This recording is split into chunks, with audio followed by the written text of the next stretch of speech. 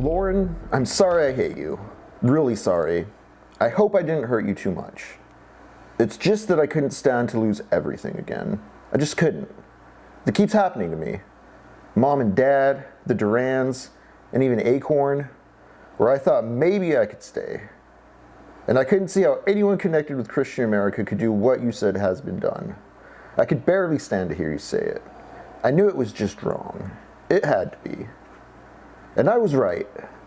The people who did the kind of thing to you described are a splinter group. Jarrett has disclaimed all connection to them. They call themselves Jarrett's Crusaders, but they lie. They're extremists who believe that re-educating heathen adults and placing their young children in Christian American homes is the only way to restore order and greatness. If Acorn was attacked, these are the likely attackers.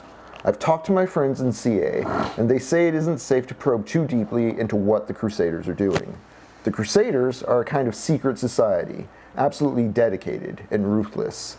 They're courageous people, misguided, but courageous. I've been told they really do find good homes for the children they rescue. That's what they call it, rescuing the children. They take them into their own homes if necessary, and they raise them as their children, or they find others to raise them. Problem is, they're a nationwide group. They send the kids out of their home areas, often out of their home states. They're serious about raising these kids in good Christian American homes.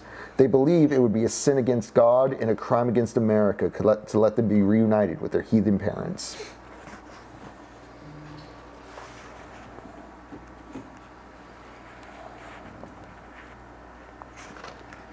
Hi, I'm Henry. I'm Jacob. And welcome back to Technopoverty. We're reading Parable of the Talents by Octavia Butler. Actually, we're done with Parable of the Talents, gang. This is the last bit of the book.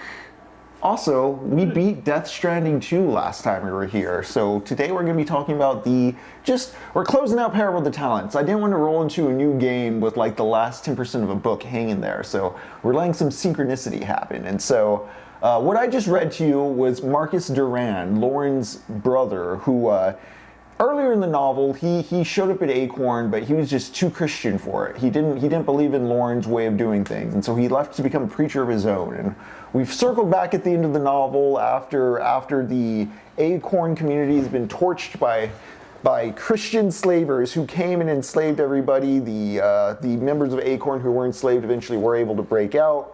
They had to scatter to the wind, and here Lauren is kind of at the end of her rope. She's lost her commune, all her friends are gone. She's just kind of desperately searching for her daughter now, and she finds her brother. And he smacks her and turns her away because he's too in the sauce for Jarrett, man. He's been abused his whole life, and here he's found himself a good spot as a pastor in the church. He's a handsome, in the closet homosexual man. That's explicitly in the text. I'm not making a character judgment there. So there's definitely some interesting self-loathing and self-preservation tension going on there that I really like how Butler drips it in there and introduces it to us.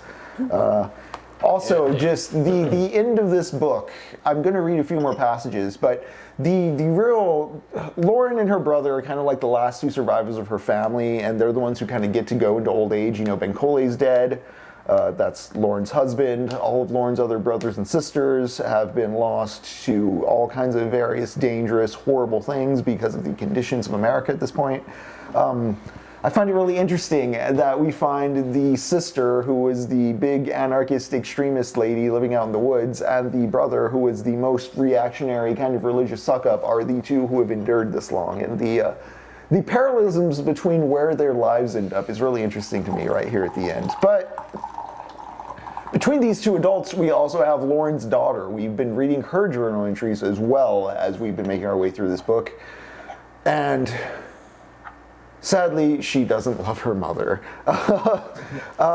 Damn. This is something she's made explicit from the start of the book. This isn't a spoiler. It's part of the tragedy of watching these arcs finally come to a conclusion here at the end, is you realize how Lauren, despite wanting the best for her daughter and having her daughter stripped away from her and not being able to find her daughter, she just sadly wasn't able to re-bridge that gap. And it's very tragic right at the end when she tries, and her daughter's just too skeptical of her. It's sad.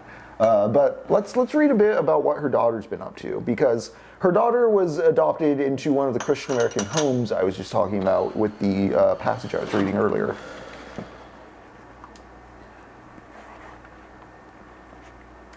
A very old woman, she was in her 90s and lived in one of the nursing homes that Christian America had set up for elderly members, once told me that Octavia was my generation's Nancy Drew.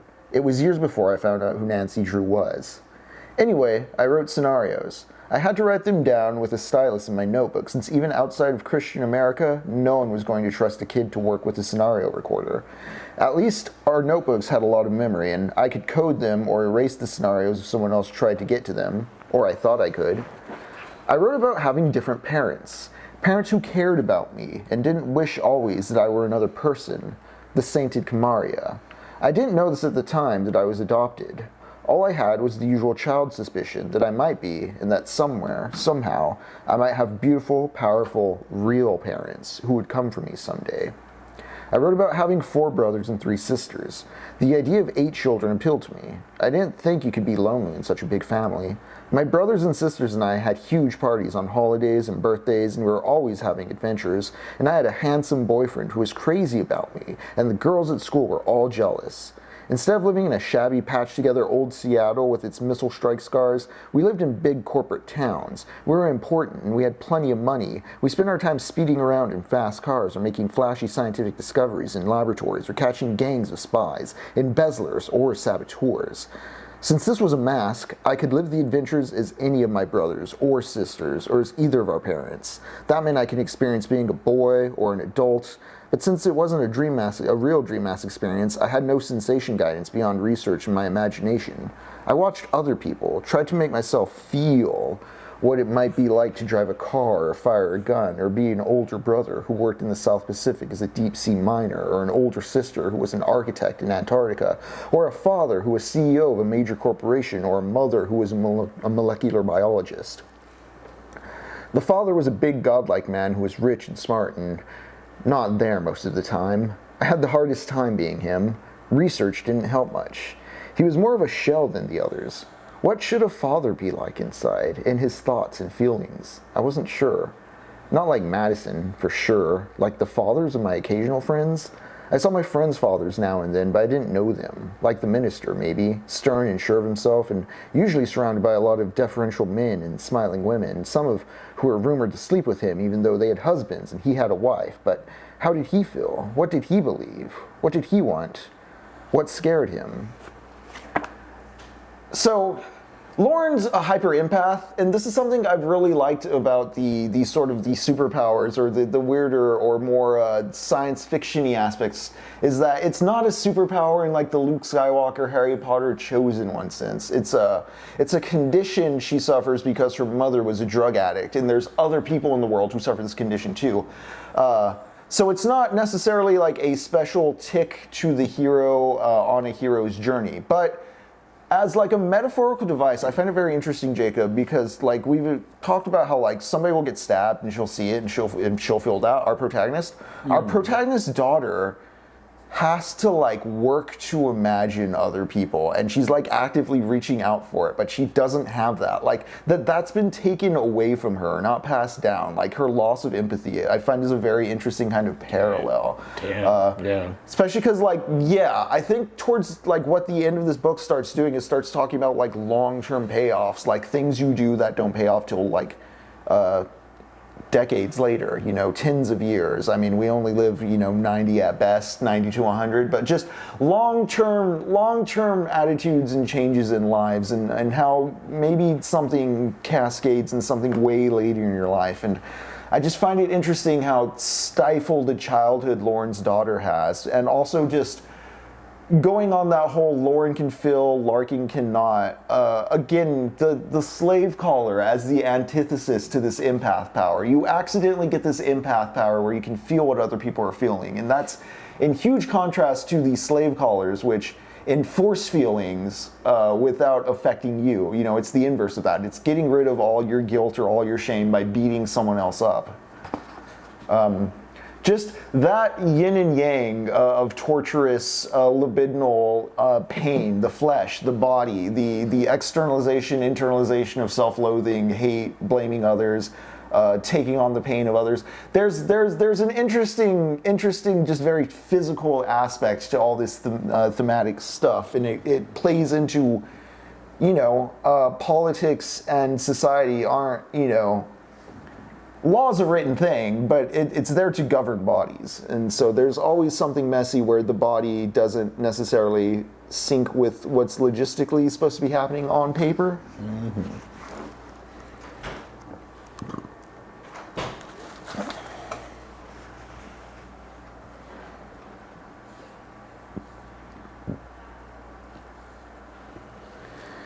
It is, I repeated.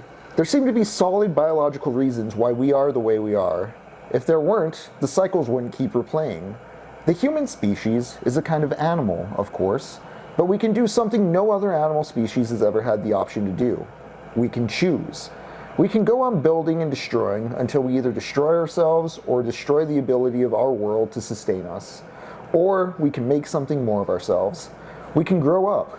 We can at least leave the nest. We can fulfill the destiny, make homes for ourselves among the stars, and become some combination of what we want to become and whatever our new environment challenges us to become. Our new worlds will remake us as we remake them, and some of the new people who emerge from all of this will develop new ways to cope. They'll have to. That will break the old cycle, even if it's only to begin a new one, a different one. Earthseed is about preparing to fulfill the destiny. It's about learning to live in partnership with one another in small communities, and at the same time, working out a sustainable partnership with our environment. It's about treating education and adaptability as the absolute essentials that they are. I glanced at Lynn, caught a little smile on her face, and wound down. It's about a lot more than that, I said, but those are the bones. So knowing Lauren never finds Larkin, her daughter, when she's doing this wandering, what we do start to notice is, having lived through, I made a commune, we went off, we lived away from all the bad people, and we were gonna build something separate from them. That didn't work out. The bad people got strong enough structurally to have the military backing them, the state backing them. They can just roll up in tanks, take your land. You're seen as a heathen. You can't exit the chiral network. I kind of find this an interesting idea here in the last quarter of the novel. There is still the larger macro society that you have to interact with, and if it wants something from you and you don't have yourself an organization to counter that, it will take from you and roll over you. There's a very good Deadwood essay I shared on the Discord. It's called Deadwood in the Community of Spirits.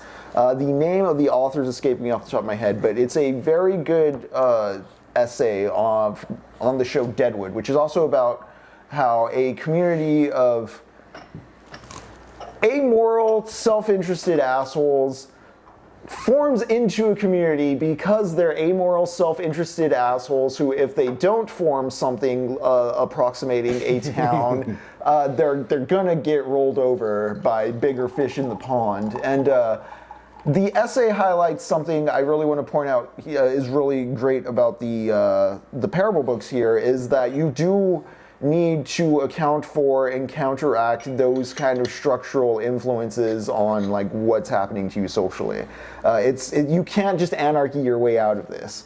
This is something that I find very fascinating again about this last quarter, because since Lauren doesn't find her daughter, what she does do is she starts going around. And as she's going around, she can't find her kid. They've been hidden. But people are like, you know what, you're speaking and you're talking a lot of sense. And also, it's the 2030s by this point. The pox, the worst of the Great Depression, is over. There's some interesting world building stuff going on where Lauren's kind of walking around on the road in the last part of this novel in the same way she was walking around as a 15-year-old girl in the first novel.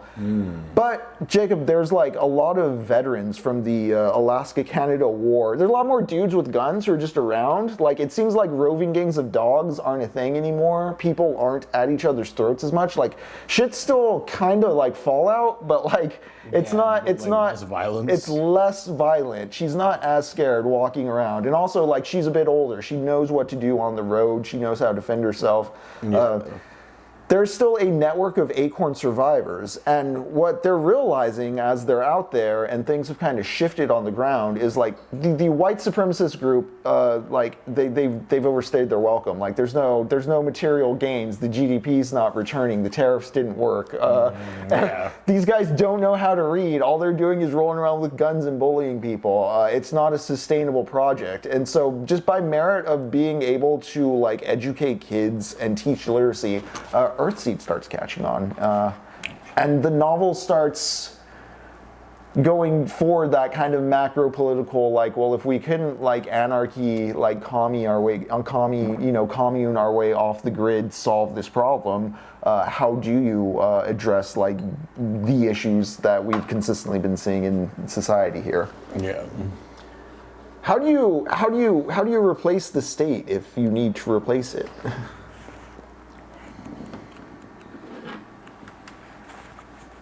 Seems rough. Also, just real quick, thank you for being here, Elman32. What's up? Hey, Surge, Jari, Captain Quasar. Wait, did something happen with Barry Weiss specifically? I need to go down to the U of Austin and see. I applied for their videographer position. Please hire me. Do it. He's really good. Stop licking your toes. No. You keep licking. All right, let me get back to some of these quotes real quick.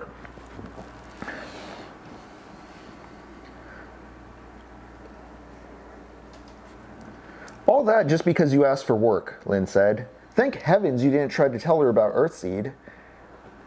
She was cleaning a long, deep scratch in her arm. It came from a nail that stuck out from the woman's wooden gate. I had spotted the dogs in the time to shove back through the gate, dive through myself, then slam the gate by grabbing a bottom slat and yanking. I only just let go in time to avoid a lot of long, sharp teeth, and damned if the dog didn't bite one of the wooden slats on the fence in frustration at not being able to get at me. I had skinned hands and a bruised hip. Lynn had her long scratch, which hurt and bled enough to scare me.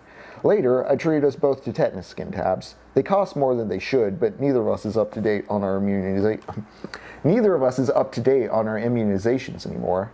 Best not to take unnecessary chances. I wonder what happened to that woman to make her willing to do a thing like that, I said as we walked this morning. She was out of her mind, Lynn said. That's all. That's rarely all, I said. Then, early today, a farm woman drove us off with a rifle, and I decided to quit trying for a day or two. A storekeeper told us that Jarrett's Crusaders have been active in the area. They've been rounding up vagrants, singling out witches and heathens, and generally scaring the hell out of householders by warning them about the dangers and evils of strangers from the road. I was interested to see how angry the storekeeper was. The Crusaders, he said, are bad for business. They collar his highway customers or frighten them away, and they intimidate his local customers so that he's lost a lot of his regulars, the ones who live a long way from his store. They've learned to shop as close to home as they can, with little regard for quality or price. Jarrett says he can't control his own Crusaders, the man said. Next time, I'll vote for someone who will put the bastards in jail where they belong. Wow, I wish... It's so quaint how some of the outrage of the people is displayed here. Wow, they're gonna go to jail. Amazing. That'll solve everything. I don't mean that as a ding against this book either. I mean, it's 1993. I wonder about this because we watched Deep Cover on the Discord, and this is something that kind of comes up in a lot of these stories. JFK comes to mind, is just the idea of like, well, if we just take this to court and the people know the truth, things will change. It's very easy for us to be cynical of that now, given what's going on with this current administration. I do wonder what the feeling or the temperature was in 1993, 98, because I feel like, I don't know, at least in my off-the-cuff memories of times like public shaming and trials, and like the last time I can think of that being a big spectacle thing is like Iran-Contra with Reagan. I guess there was like the Clinton impeachment, but that was definitely like them just making spectacle of bullshit. You know what I mean? Yeah. I'm thinking like Iran-Contra was the one time where it was like, hey, look, we caught the military dudes doing illegal shit, and we're gonna actually like move people, or like Ollie North, get the fuck out. Like, I don't even know if that was at the time like efficacious, but It was a different mode of thought, and it is nice to imagine the national apparatus actually working. What a concept. What a concept, like the thing we put our tax money into actually functioning, what? Insane. We only have Orphan Crusher and bombs for Israel. I've been traveling. That's nothing new for me, but this is different. This time, thanks to the book, I've been invited by university groups and others, and paid to travel, paid to speak, which is a little like paying ice to be cold. And I've been flying. I've walked over most of the West Coast, and now I've flown over the interior of the country, and over much of the East Coast. I've flown to Newark, Delaware, Clarion, Pennsylvania, up to Syracuse, New York. Next I go to Toledo, Ohio, Ann Arbor, Michigan, Madison, Wisconsin, Iowa City. Not a bad first tour, Joel told me before I left. I thought you'd arouse interest. People are ready for something new and hopeful. I was scared to death, worried about flying and worried about speaking to so many strangers. What if I attracted the wrong kind of attention? How would Lynn handle the experience? And I worried about Lynn, who seemed to be even more afraid than I was, especially about flying. I'd spent more money than I should have, buying us both decent clothing. Then Joel and Irma were taking us to the airport in their huge car. One way in which they do indulge themselves is to keep a late model armed and armored car, a civilian maggot, really. The thing costs as much as a nice house in a good neighborhood, and it's a scary looking enough to intimidate anyone stupid enough to spend their time hijacking vehicles. We've never had to use the guns, Irma told me when she showed me them. I don't like them, they frighten me, but being without them would frighten me more. So now Lynn and I are lecturing and conducting Earthseed workshops. We're being paid in hard currency, fed well, and allowed to live in good, safe hotels. And we're being welcomed, listened to, even taken seriously by people who are hungry for something to believe in, some difficult but worthwhile goal to involve themselves in and work toward. We've also been laughed at, argued with, booed, and threatened with hellfire, or gunfire. But Jarrett's kind of religion, and Jarrett himself, are getting less and less popular these days. Both, it seems, are bad for business, bad for the U.S. Constitution, and bad for a large percentage of the population. They always have been, but now, more and more, people are willing to say so in public. The Crusaders have terrorized some people into silence, but they've just made others very angry. And I'm finding more and more people who have the leisure now to worry about the nasty downward slide that the country's been on. In the 2020s, when these people were sick, starving, or trying to keep warm, they had no time or energy to look beyond their own desperate situations. Now, though, as they're more able to meet their own immediate needs, they begin to look around, feel dissatisfied with the slow pace of change, and with Jarrett, who, with his war and his Crusaders, has slowed it even more. I suppose it would have been different if we'd won the war. Anyway, some of these dissatisfied people are finding what they want and need in Earthseed. They're the ones who come to me and ask, what can I do? I believe. Now, how can I help? So I've begun to reach people. I've reached so many people from Eureka to Seattle to Syracuse that I believe even if I were killed tomorrow, some of these people would find ways to keep on learning and teaching, pursuing the destiny. Earthseed will go on. It will grow. It will force us to become the strong, purposeful, adaptable people that we must become if we're to grow enough to fulfill the destiny. I know things will go wrong now and then. Religions are no more perfect than any other human institutions. But Earthseed will fulfill its essential purpose. It will force us to become more than we might have ever become without it. And when it's successful, it will offer us a kind of species life insurance. I wish I could live to see that success. I wish I could be one of those who go on to take root among the stars. I can only hope that my Larkin will go, or perhaps some of her children, or even Mark's children. Whatever happens, as long as I'm alive, I won't stop working, preaching, aiming people toward the destiny. I've always known that sharing Earthseed was my only true purpose.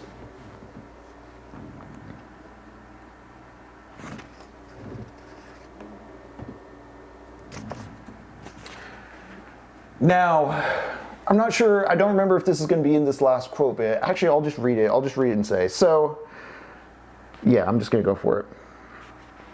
My mother, when I finally met her, was still a drifter. She was immensely rich, or at least Earthseed was immensely rich. But she had no home of her own, not even a rented apartment.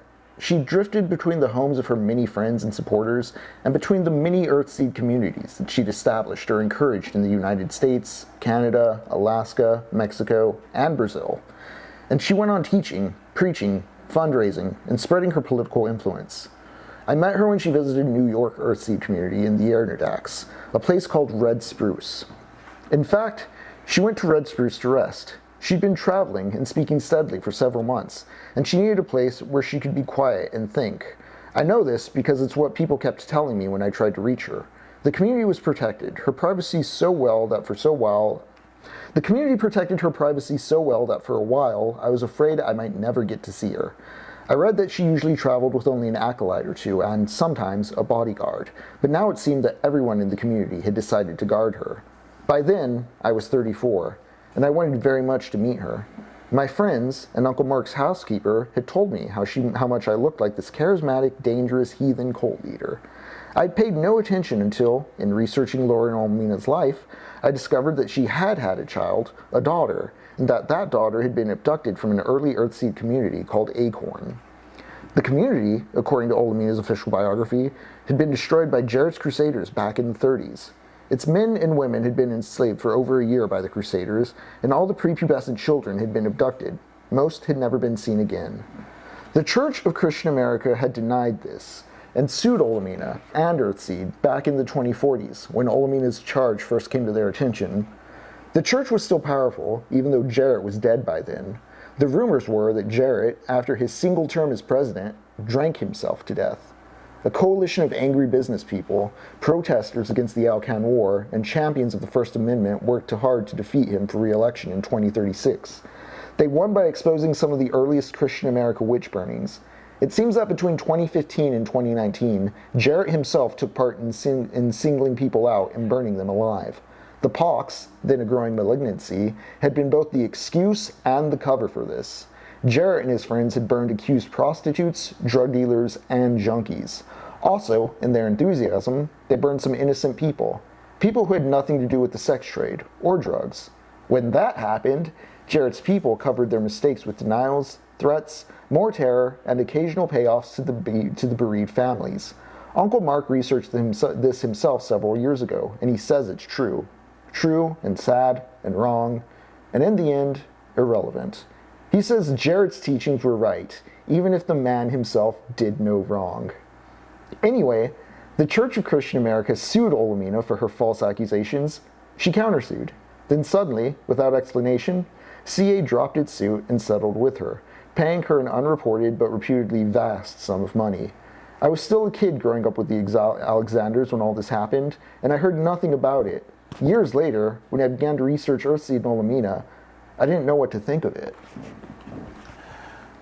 Yeah, she countersues the church, and the guy drinks himself to death. Like, it's not a, you know, we shot the bad guy and everything was solved resolution. Like, it's not even like we killed the evil guy and the regime was toppled. Like, she had to build a force to be able to litigate against this fucking church that literally killed her husband. It's just, there's frustration, but there's also like a recognition of the pragmatism to all of this that I really love. And there's one last thing I realized I don't think I took a note on it, but I want to read because it's kind of the clincher at the end here.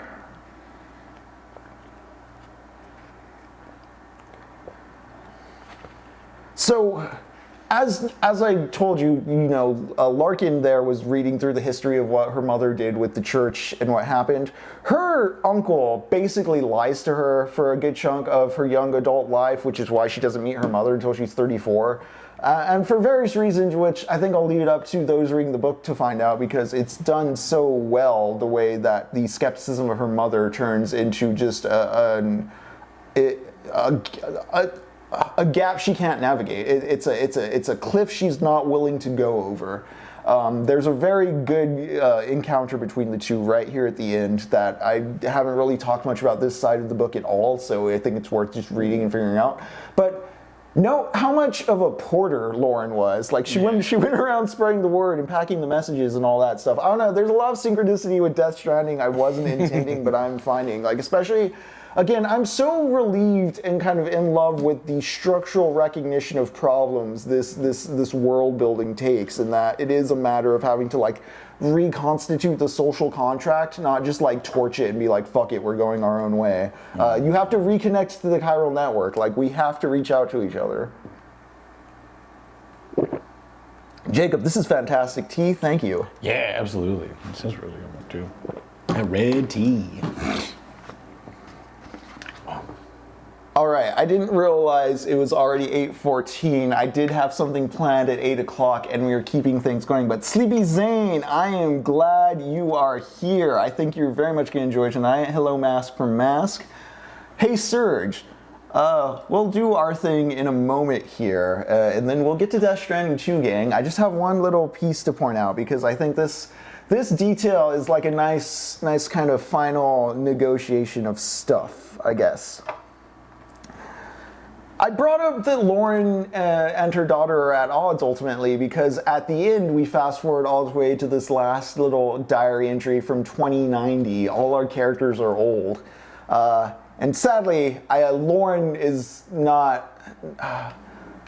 Larkin's fate is not what Lauren wished it to be, and it's kind of sad what Mark did to Larkin to get back at Lauren, is the way I will put it. But today's shuttles have been loaded with cargoes of people, already deeply asleep in diapause, the suspended animation process that seems to be the best of the bunch.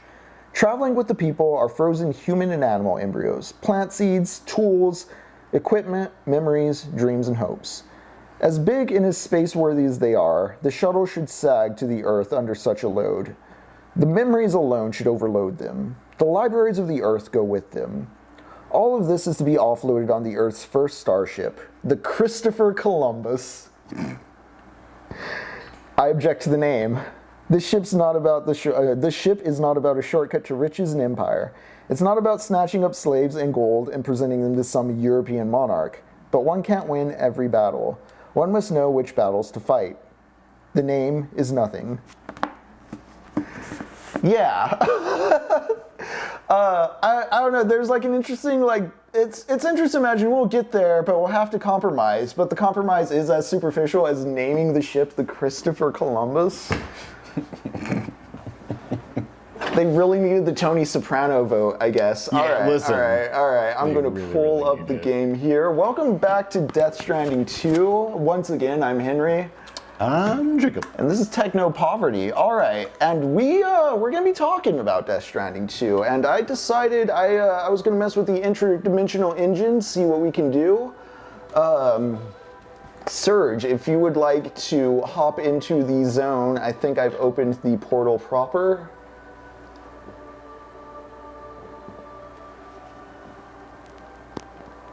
Also, what is L-Man saying here?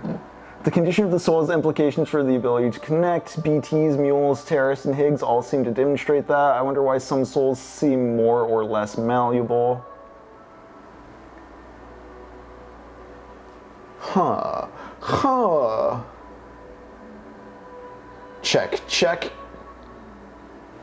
Am I coming through? Hey. Cool. What up, Serge? All right,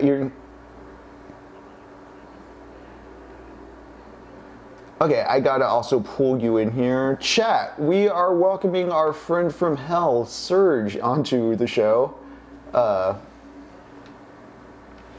Where is the Discord source?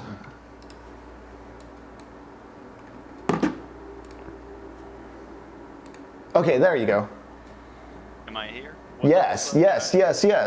Folks, welcome Howdy Surge. Howdy from well, we're out. I think we got out of hell, or hell is other people. Hell's not a place; it's a state of mind.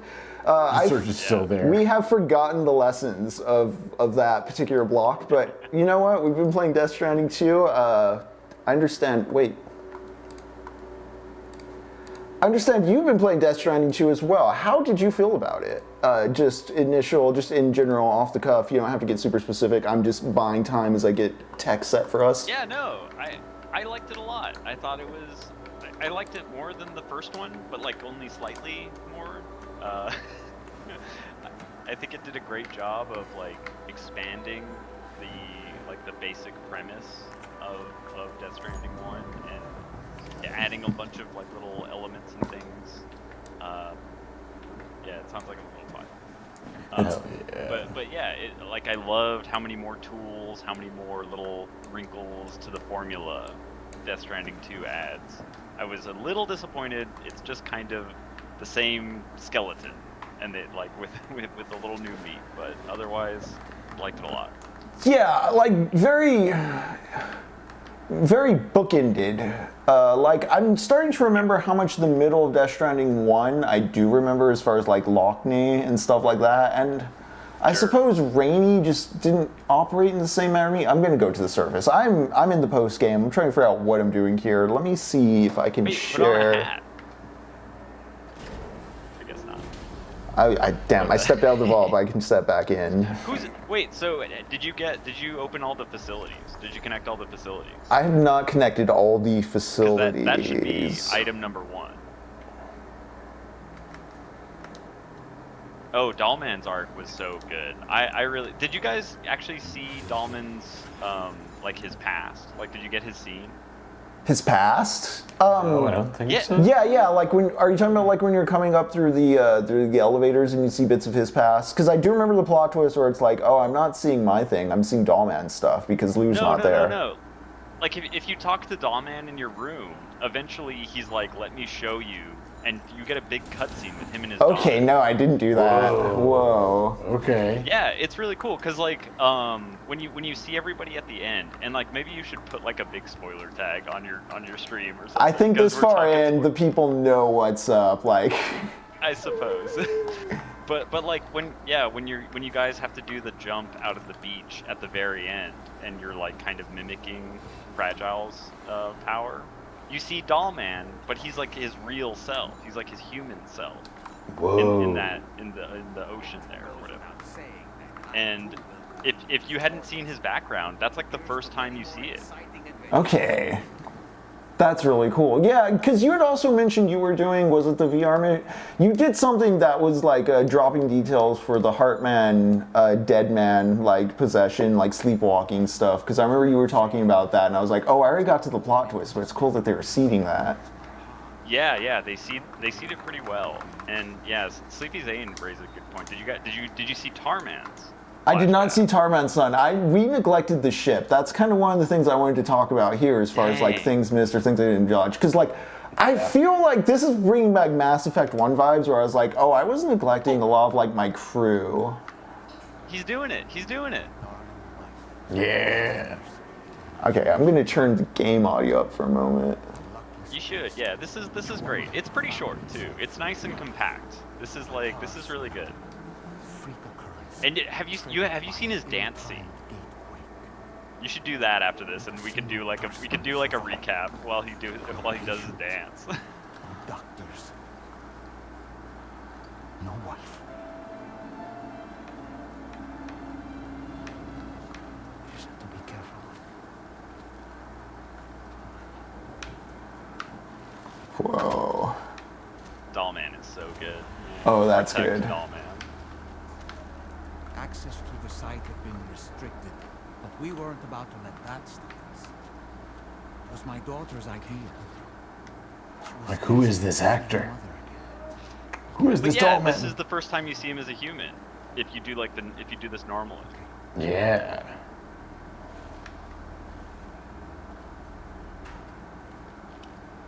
Oh, no. Oh, it has different hair.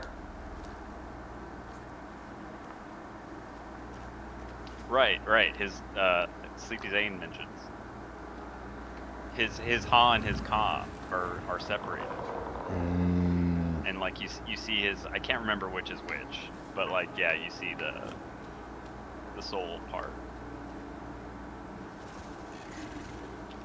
Mommy? And like you don't see enough of this in Death Stranding in general. I honestly would have liked landing, like, yeah, I should have licked more corners, I suppose, is my takeaway, but I do appreciate it, because, like, again, I would bring up, like, the bookend feeling of, like, a lot of the story being right at the start and then, like, a lot loaded at the end. Yeah. The only real like mandatory cutscenes that we're going into is like the one photograph one, and then like we see Rainy do kung fu, and then there's the Higgs setting you on fire bit. As far as like middle beats go. That's the doll at the end too that the daughter has, like the post credits. Dang, yeah. That's the same doll. But yeah, like this is like a good kind of step in the right direction. I wish there was more of these middle game story chunks. This is something I was thinking about with like why this game structure in particular was off to me compared to some other Kojima stuff. Is I feel his characters in this game are maybe the most detached from the game itself. Like it's like because you're picking up characters, you're learning about them, and then you're kind of just putting them on the ship. And I'm thinking about just structurally how, like, for instance, Metal Gear Solid, every character like is info dumping their bio on you, but like they're also immediately like pressing as an obstacle in the story for you. So there's kind of like the game makes it more immediately real and kind of memorable. Yeah, in Metal Gear Solid, you'll meet somebody and they'll like have a big codec conversation with you, and then like you can continue to have codec conversations with them as like the game goes. And in this one, it's just like they have like 3 moments in the entire span of the game. That's why like Neil sticks, because he works so well in that respect when everything else doesn't. Or isn't going for that. Neil gets to be a complex character because the director has exact control over when his cutscenes will appear. Yeah. And I think they were just so afraid of like open world ruining the story that they just don't want to put story into the open world. And I think that's like that's the real death knell. And now that I'm basic. Yeah, now I'm thinking about it, I do think Death Stranding 1 maybe does that better, because like I do remember like it, like because you get to stuff faster in this one, I'm like, oh yeah, I like that we're getting to like the fun stuff faster, but I'm thinking about the way Death Stranding 1 uses that crawl to like, you have to creep along and like pick up like into Lockney's story and stuff like that before things get developed, and then like then the world kind of opens up a bit more. Yeah, and I agree with Sleepy Zane in chat, where it's like MGS5 kind of has a similar thing, but like MGS5 hides its main plot points in like cassettes that you have to listen to on your own time, like as extracurricular. It's real silly. You gotta want it. You gotta want it, yeah. It's like Kiefer Sutherland was, I guess, super expensive, so they did not have him for the for the mocap, and so it's all just like recordings that you have to listen to Kiefer. Old David Hayter. Is there like a dramaturgical reason they switched VOs from Hayter to Sutherland?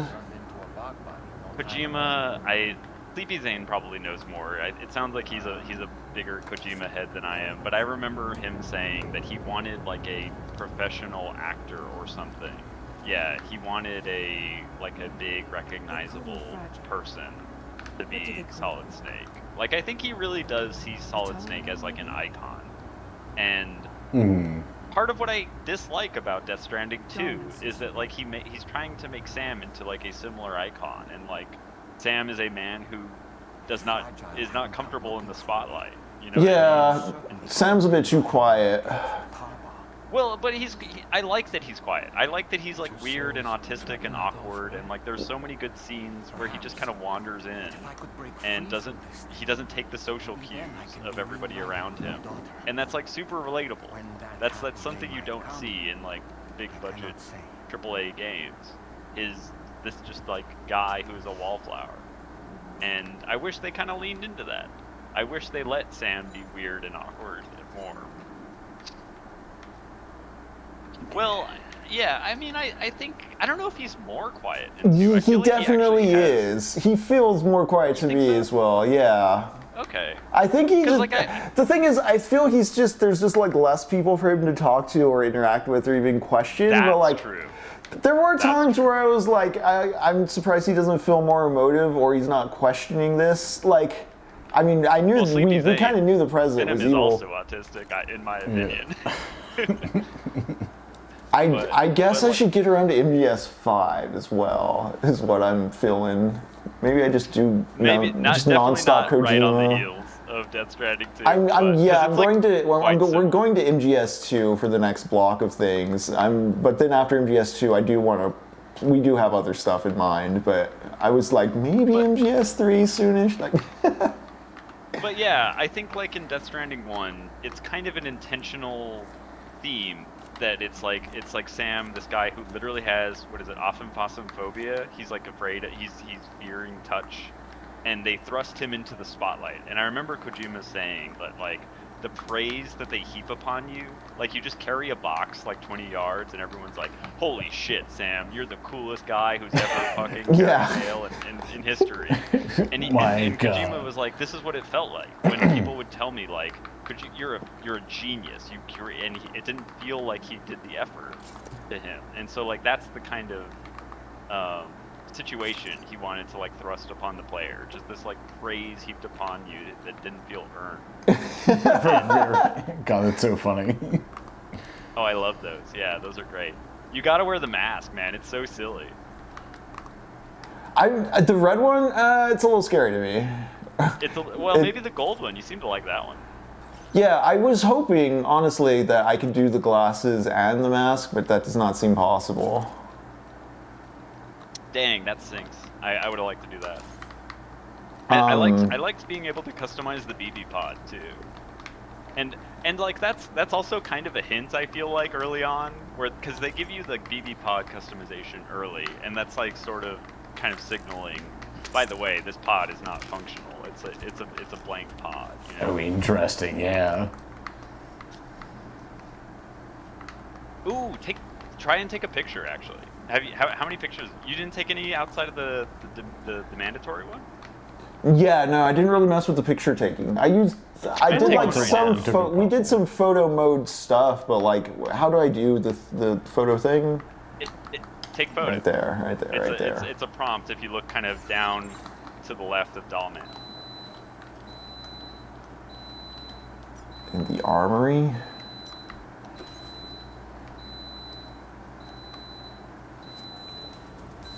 What is that? Do the armory. I like the armory picture. Oh yeah, that one's good too. Oh, what is she doing here? Oh. What is who? Fragile. What is she doing here? I mean, I just loaded up my save. I don't know, why is she here? Interesting, huh? I actually didn't notice Sam in the reflection here. That's really funny. Thank you, Sam. Sure.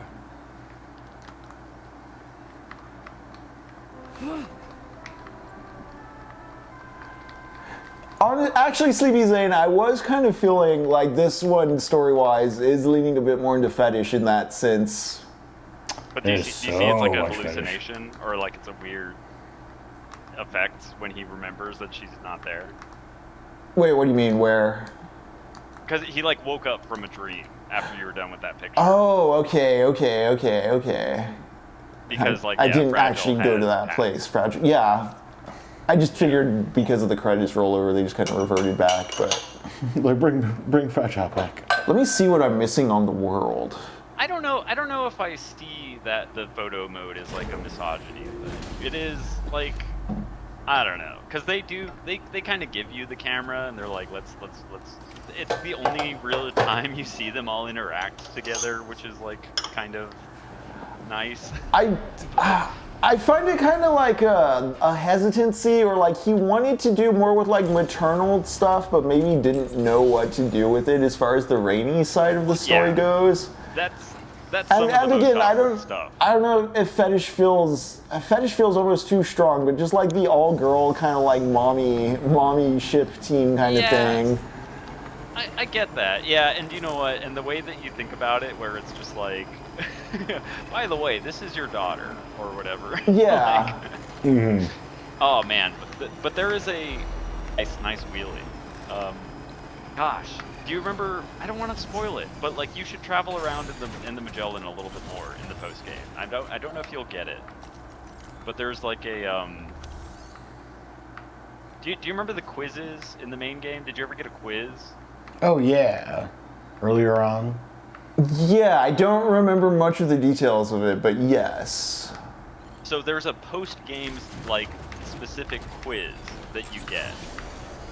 I liked the quizzes. I thought the quizzes were very funny. Sleepy Zane is not a fan, but like to me, they just like they broke up the pace and they actually felt like interaction with the crew, which I felt was sorely lacking otherwise.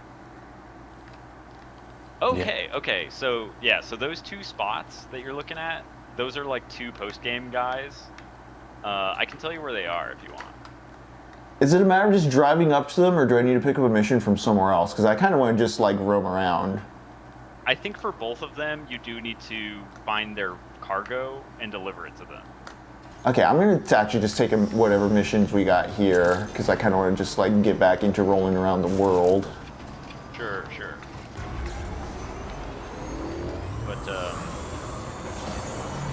But yeah, I noticed you didn't get the north part of the desert too, which I also missed because that guy is like way out there. Same with the inventor, who I need to actually I should go look out there because. Oh, have you not gotten him yet? Yeah, Damn. I've not got the inventor, so maybe I'll go up over that way. Well, you can just like coffin skate to him.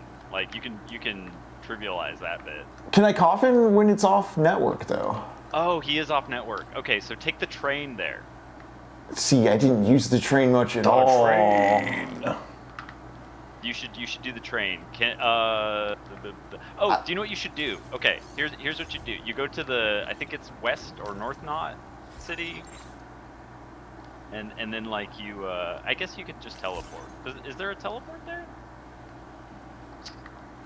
But like yeah, so like you, he's saying teleport right now, and then go to the Go to the city with the lady with the curly hair. I can't remember. I feel like it's North Knot or something. But like it's if you're looking at your map, it's like the far west.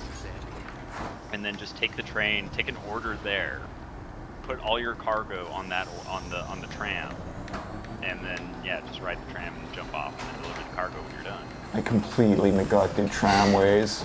Tramway. Okay, so I just want to ride to the north. Yeah, you can do that.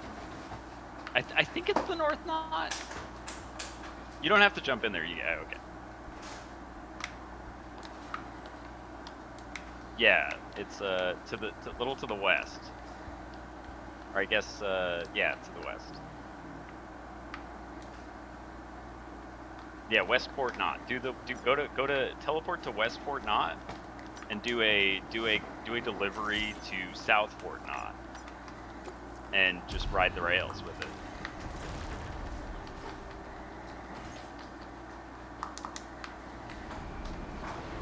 I don't have rails built though. Or wait. You don't? I thought they were done. Yeah, no, I just only have roads. I didn't mess with the rails, and I'm like. That brings me to like how much infrastructure do you need for the game, and like should the game like really have got me doing that more, or was I just playing stubborn like? I don't know, cause I definitely didn't use the rails as much as cause I got so excited the first time they were brought in, and I had like a really fun session. It looks like it's complete. Those are the rails. This one rides. Oh yeah, this one. I guess someone else completed it, but like, yeah, it runs over it. How do I hop on them? There's a little. So go to the delivery area. So talk to the lady. So drive into the garage. No. You want to go to like the beginning, yeah. And you can even put your bike on the train too. It's pretty sweet.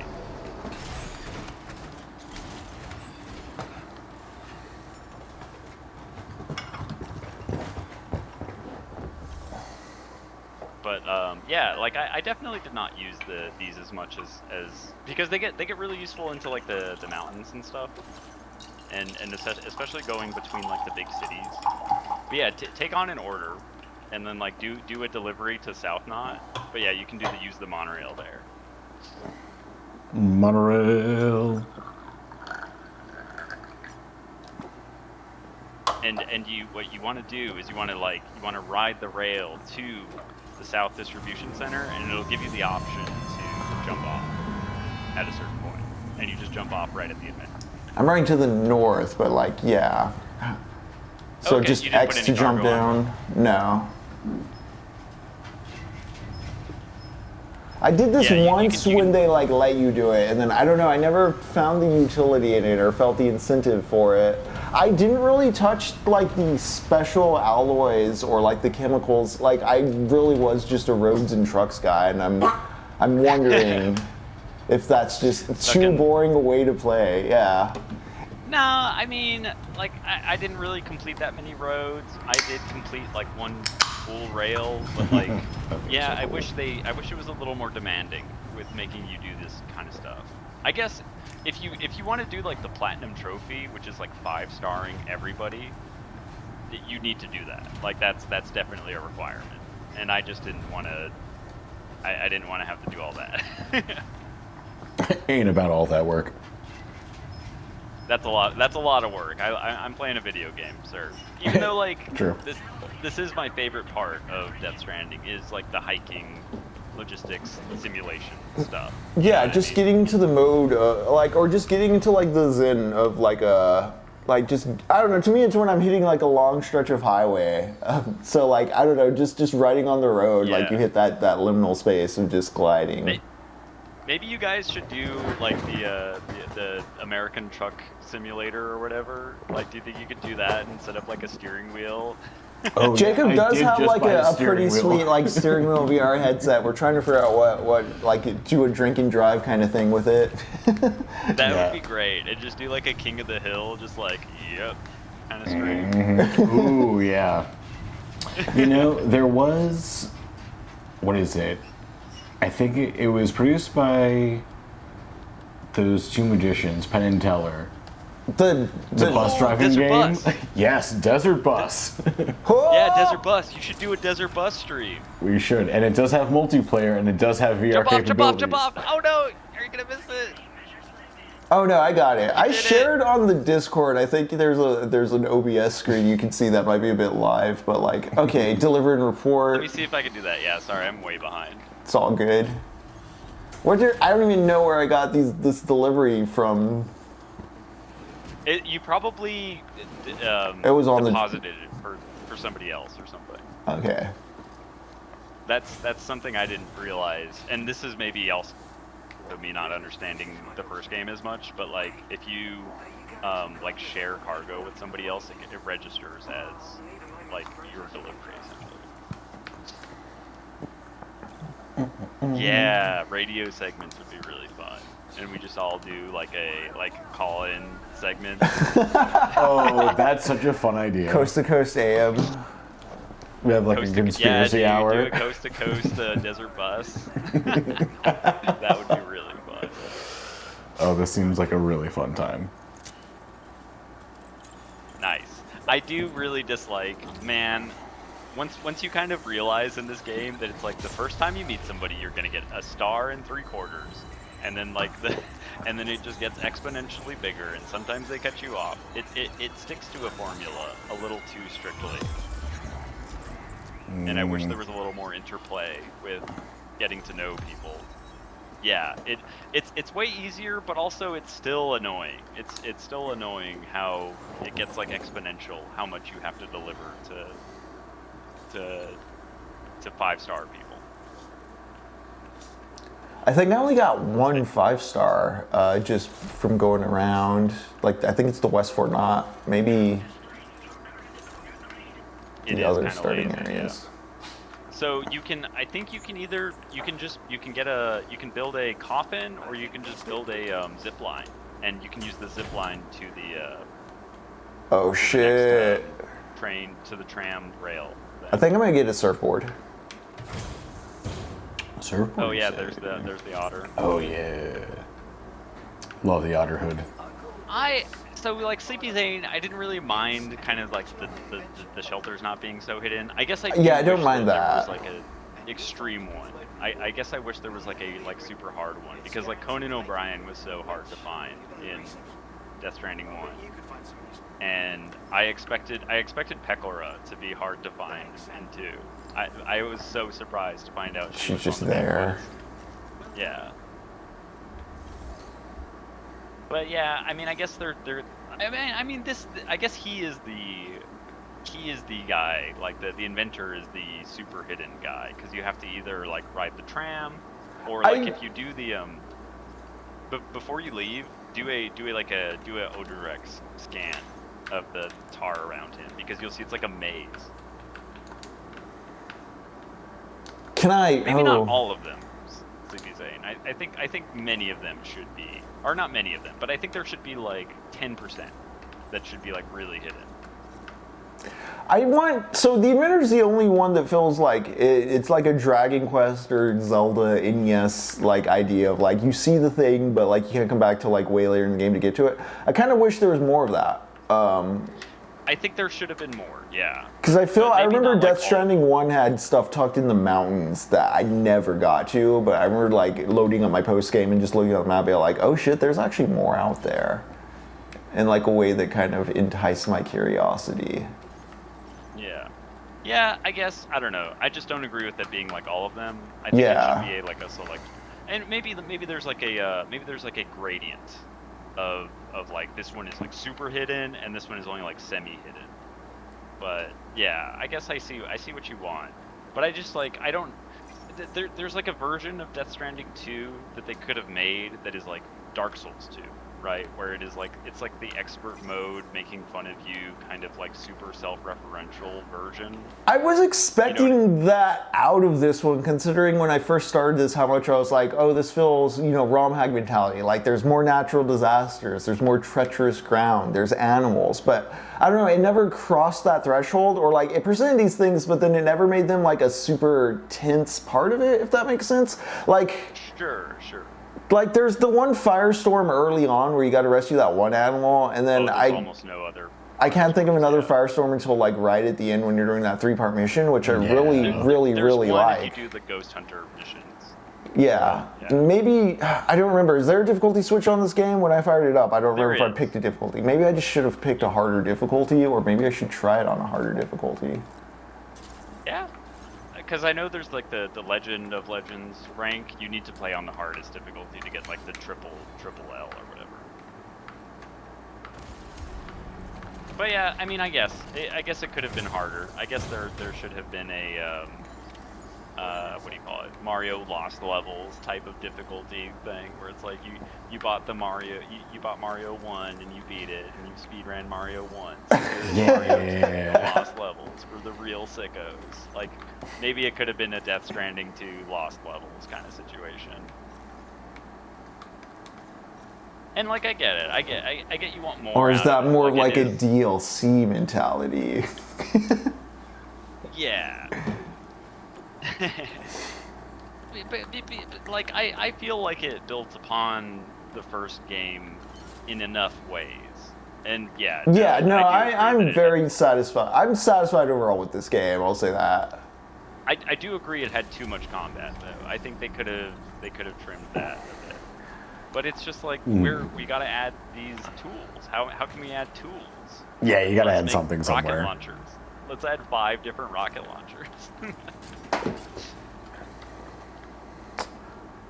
It's too see, this is one of the most annoying things to me too. Is like you can't have the floating things and the you have to put it all in your backpack. It's kind of annoying.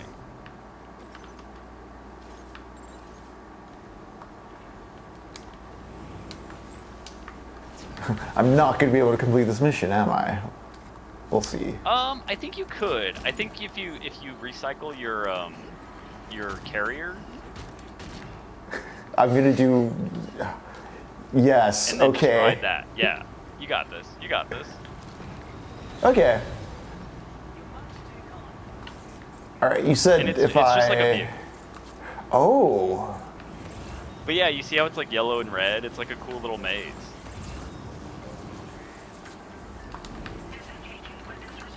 So you could, if I had paid attention and scanned, in theory, I could have just walked this, huh? Yeah. Exactly, yeah. So yeah, I get wanting more stuff like that. It's pretty fun. Just looking at it, neat. And see, that's what I'm very sympathetic to, is that like there's dev time to this, right? Like it took like 5 or 6 years to develop the first game, right? And now they have this like engine, and it's like what's the time to like effort worth of like adding new things, and like do we really want to reinvent the wheel and maybe like scare off some people with like a really weird and difficult and kind of sharp version of Death Stranding 2? Or do we want to just make like a traditional sequel that adds a couple doodads, right? And I think they definitely went the safer way. They made combat simpler. Like, they totally got rid of the whole torching bodies thing, and I do, yeah. Huh. And so, like, but like, I am sympathetic to not wanting to reinvent the wheel again. I think it does make sense from a. Unfortunately, we have to realize that this is a capitalistic endeavor, right? Like, this game does have to make money, and in order to make money, they have to keep the development costs down, right? And so they did the modest improvement onto Death Stranding 2, and yeah, and I do think like you should have some respect for your audience. You should have some respect for your audience, and that like, okay, you're picking up a game with a 2 at the very end of it. They probably played the first one, so like let's ratchet it up a little bit. Let's turn up the difficulty. Let's turn up the heat. Thinking about what was ratcheted up and what was simplified, as far as like simplifying the combat, not worrying about torching the bodies. Here's some environmental stuff. Here's a surfboard. Here's like some fun navigational stuff. Here's some train. They did, like it's well, a. Like, go ahead. Go ahead. Sorry, I've been ranting a lot. No, I'm just thinking about it as like they strained out like the quote unquote like funner aspects of Death Stranding 1 if you were to like hyperbolize Death Stranding 1 as just the walking, you know what I mean? Like, it wasn't, and it wasn't. Like, that's the thing. Right. Like they the made body what they management and like the inventory management between like ghost guns and real guns in the first one was a fun tension that I think made you decide if you were going to go stealth or not more when it came to combat scenarios. Whereas here, as I was happy to just verbalize every time I did it in chat, I would just get the shotgun and go gung-ho and be like, wait, I'm leaning too hard, I'm just sweeping with the shotgun. Let's try some of these other things they've given us. Yeah. Shotgun Yeah.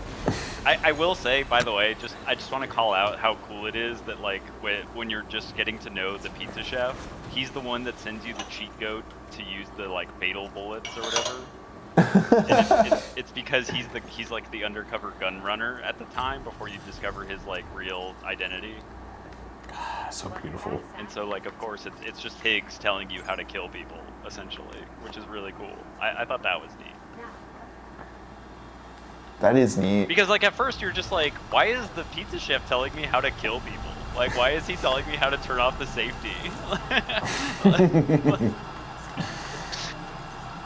A bit odd. Like, that's cool. Yeah, 5 stars. Let's fucking go. Cool. Nice. Remember to steal all her chiral crystals. Steal all her crystals. Yeah. I was gonna check if there was like an order here I wanted to do. Did you guys mess with the like how many gloves did you get? Because I liked all the different gloves in 2. I feel like there was only one type in 1. I got the climbing power and I got the 2 combat ones and the climbing one. I did like the Baka skeleton. Oh, okay. Have you seen? I like the feet on that one. I like the skeleton like bird claws you get when you put on a skeleton. I couldn't give up my boost skeleton, but like I did have to do the bulk skeleton during the mountaineering portion. Oh, did you use the dog mine at all? I used it once near the end. I did like it. I used it once just to see what it did, yeah, and didn't really use it besides that. Oh, you know what? Did you successfully use the BT holo grenades? Oh, like the capturing stuff? Yeah. No, like I never captured anybody. I did it Like, once. It was the coolest fucking thing, and I was like, "Oh man, if this is gonna be a regular part of the system ecosystem, this is gonna be so fucking awesome." And it never happened again. It just never comes up again. Cause There's so many I got to the part of the game where like the BTs that started spawning were like the flying ones and shit, and I was just like, how do I fucking Pokeball this? Like this doesn't like. The thing that kills me, and like we can get back to those flying ones because I thought they were Yeah. I liked But, them. like- I was just very disappointed because like I was actively trying to like use the Pokeballs in the back half of the game, and the BTs I was Yeah. getting were just like not having it. I like ran past the lions in that part where it's like you need to throw the Ultra Ball. Yeah. And then I was like, oh, Henry told me it was like super cool, so I got to go back and catch those guys. They never fucking appeared again. Like they just never showed up again for me. And yeah, like it was like watching the ice melt. It never comes up again. Like, Cause like, yeah. so when you throw out your pocket monster and it starts fighting the other monster, there's like a very like Akira Ikefube Godzilla score style song that kicks in. You could probably play it. It's on your music player, probably. Definitely is. Yeah. I'll check in a moment. Have you not made a playlist? You got. I have not. We've barely been online. There's a couple things. We've been delivering the mail. I'm the mailman, dude. I don't have a playlist. Like, Like, we're, what like are you talking we're like Kevin Costner, okay, in The Postman. It's I'm just, not, I've never I'm seen not that movie. online. What's a boo boo? oh man, I saw it in college. I can't remember if it's good, but I did like it. Interesting. Almost I no do wanna details see it. remain. I'm just gonna deliver these ceramics. Kevin Costner back in the day was just like the biggest like ego tripping guy, and so like I'm curious what like the ultimate ego trip of the Postman looks like. Right? Because I remember it was like 3 hours long. It's epic. I want to got see some that stuff. Western he did 2 or 3 years ago that like is only the first half. I don't know if he ever got the second half done. Yeah, no. Is I it don't called like think an so. America Story? It's the thing he like split with Taylor Sheridan over because he had like he just wanted to go make his big cowboy movie. And his wife too. Got divorced. How much Wow. longer did you want me to stick around, by the way, guys? Because I was gonna go refill my drink if you wanted a couple more minutes. Yeah, it's what? It's 8:55 right now. I mean, I was playing it pretty loose, honestly. As long I as can you're just swing back comfortable. in like 3 minutes. Yeah. I'm going to be delivering this here package. Go get your drink. Yeah. All right, I'll be right back. Cool. See ya. All right. See, now that these places are all on network, it is nice to just ride my surfboard around. Yeah, just be like scooting around.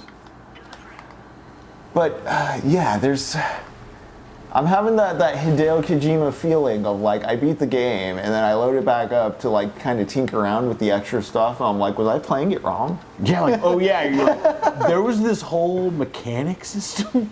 You're like, okay. Oh yeah, I do need crystals. I better go steal those. That's why Serge was telling me all that. I do plan on throwing the Postman on. I have it as part of our film programming on the Discord, which we're not watching a movie this week, folks, nor are we doing it next week, as it's, Michael Burns is in town this weekend. Fight Opera's next weekend.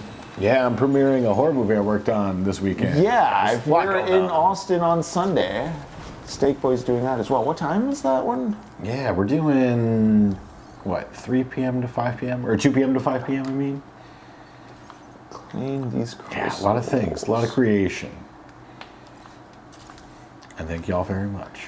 But yeah, this will be the actual end of our fall into the future. We're starting our Toy Soldier Spring next week. I like that one. Just a reminder, we're going to be playing Metal Gear Solid 2. We're going to be talking Frederic Jameson's postmodernism and consumer society. I realize part of the reason I decided to do this app, besides seeing the post-game content, buying us some time to do the stuff for Toy Soldier Spring, getting to chill with our friends, just talking Kojima and Death Stranding before getting Metal Gear Solid 2. We're going to be talking about William Butler Yeats as well, chat. So the poet, the Irish poet. I realized in tackling the idea of postmodernism in Metal Gear Solid 2, I'm going to have to do a bit of some crash course talk on Romanticism, modernism, and then postmodernism. And William Butler Yeats is just going to be a poet I'm going to use as reference for that. He wrote beautiful, beautiful poetry, had a very long and storied career, and you can kind of see the evolution from Romanticism to modernism within his work. We're gonna read on stream the Song of the Wandering Agnes as well as the Second Coming, which is probably his most popular work. Those two are up online, available for free, very short, easy to read. I'm gonna probably intro Toy Soldier Spring with them. But I'm gonna use those two poems to kind of crash us into a lot of these historical ideas of the concept of. Before we get to postmodernism, like again, Romanticism and modernism, we need to touch a bit upon.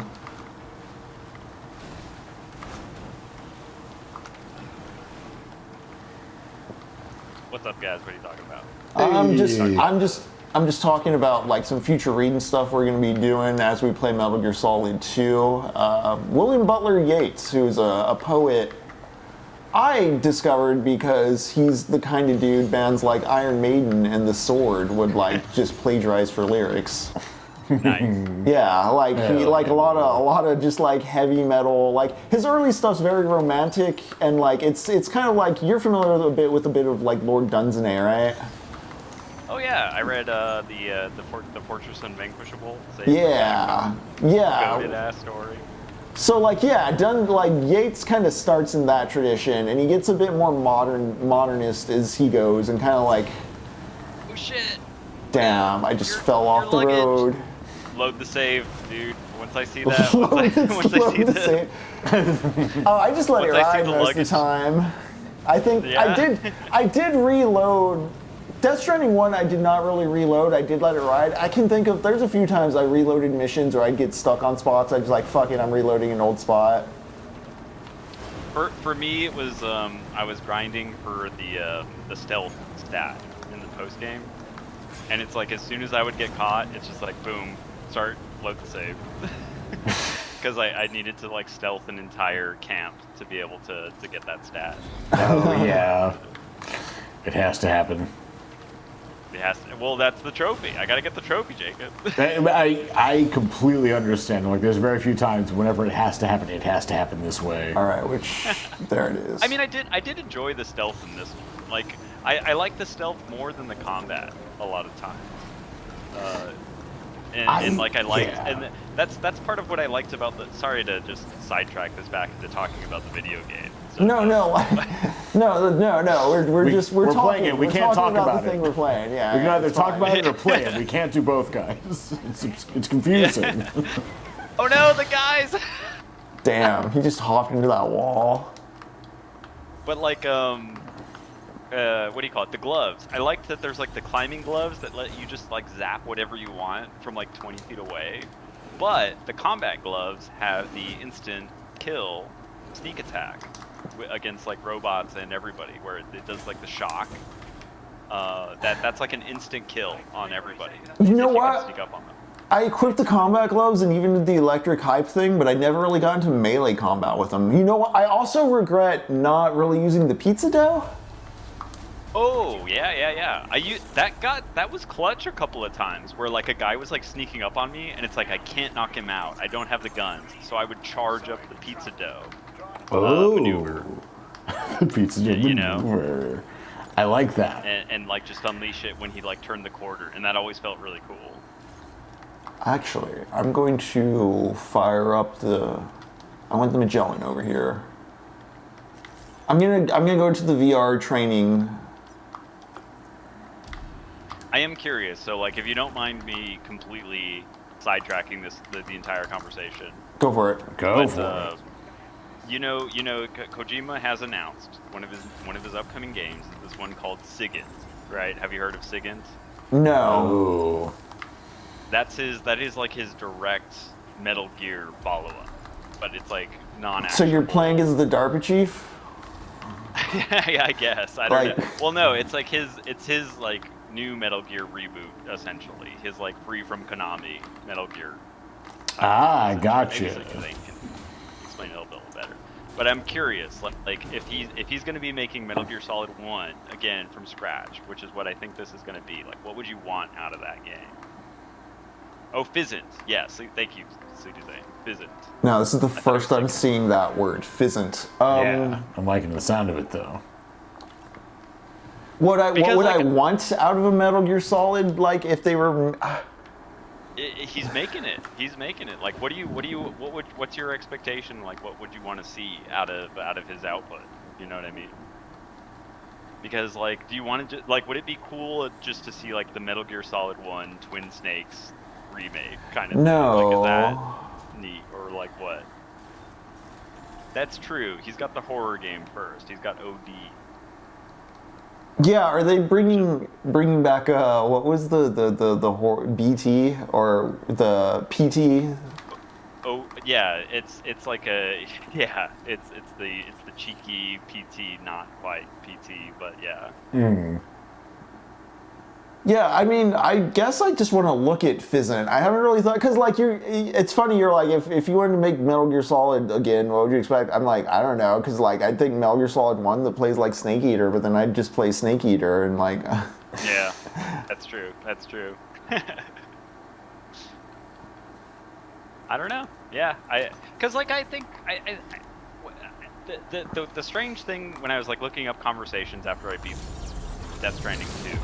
Was that like Neil Vana is supposed to be like Snake, and I think Sleepy Zane mentioned, and I didn't know this, but Kojima had said that like the actor who plays Neil Vana is who he kind of envisioned as like the live action Solid Snake. Yeah. But I just don't really see how he is like the Solid Snake figure in Death Stranding 2, other than like, do you know what I mean? Like the Solid Snake figure, because like he's got the bandana, and it's like a blindfold, also bandana too at the same time, which is really cool imagery. But I do wonder if he was like supposed to be like what he thinks of as Solid Snake as he is now, because you know the guy changes, right? He's a different person. He doesn't see Solid Snake the same way. And I was just thinking about this because like. Solid Snake is in Rainbow Six Siege or whatever now, and it is like the completely cloven path of Solid Snake through life, where he's like no longer Kojima's baby. Just as right. he's just literally like a mercenary. Yeah, exactly. He's a. That's kind of bleak. What does he say? Okay, how do I actually use this pizza? You have to throw it like the yeah. I thought it was more like the boomerang, the blood boomerang. Did you use the blood boomerang at all? I think I used it twice, but no, I don't. I didn't use it with any real intention. I was like, is this going to do anything? And then I just kind of went back to another gun. Yeah, we're like, well, we can't put any. You can charge it, and if you get like a headshot, it's kind of okay. But yeah, and then there's like there's the electric rods that I just never used. Gosh, there's so much in this game that just, yeah, fell by the wayside for me. Wait, I thought, oh, it's just out. It's out, so I just got punched this guy. Out. Yeah. Actually, does he chase me out of bounds, or is he stuck in here? Probably not. He's not real. Yeah. Damn. Okay. I wish that happened to me in real life. I could just run away. You just walk away from your dudes. Yeah. Is the heavy gun here the mini gun? No, I don't think so. I think that's only pickup only. There's the dog. You could throw the dog at them. Give it a shot. Last ditch effort, dog.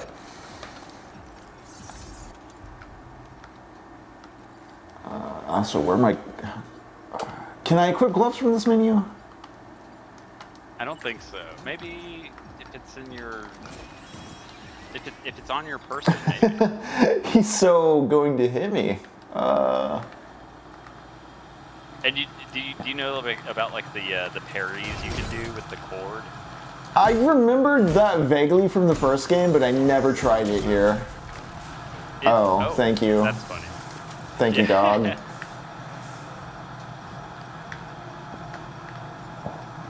Yeah, and like I kind of wish so like if I was making this game, instead of like just focusing on firearms, I think that it would have been cool to focus on like a melee combat system. And kind of build out like a different melee kind of thing.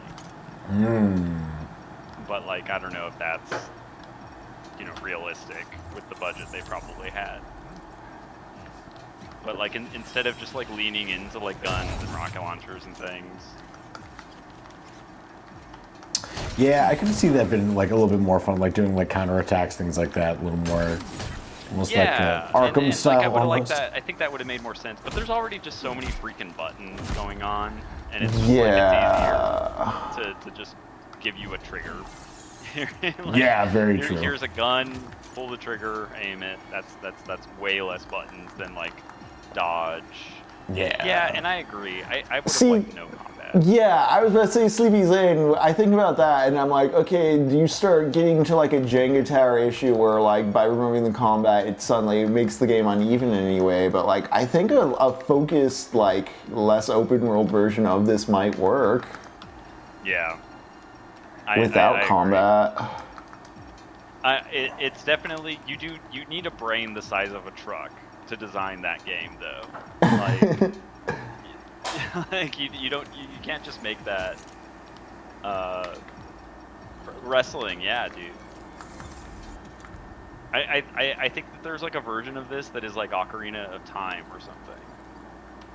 And where it's like it's just a straight up Zelda game, but you're a postman. And I think that there's like a version of that game that is way more intriguing. Oh yeah, this thing. Oh, And, it's like, a mounted yeah, and position. I think they should have just like, I don't get the obsession with guns. I really don't. Yeah. Like I get that they wanted Higgs to just be bringing American gun culture to Australia, and that's kind of the theme. So that gets to me because it raises this question of like, what are we rebuilding for? Which is a question I'm not sure is very considered in the lore as far as like the human politics of fractionalization and what people are actually fighting over. Like, we had the ghost apocalypse happen and we had like these bad things happen, and it's kind of a given like we should reconstruct, but like, It's like, what do we want?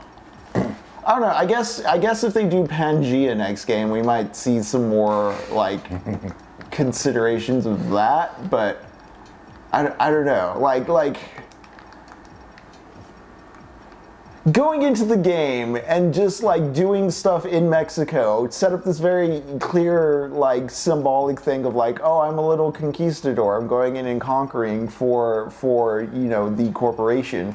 And the game even points out you are doing imperialism and stuff. But like, I don't know. It's a bit half-hearted, and like it's that thing where like it falls away.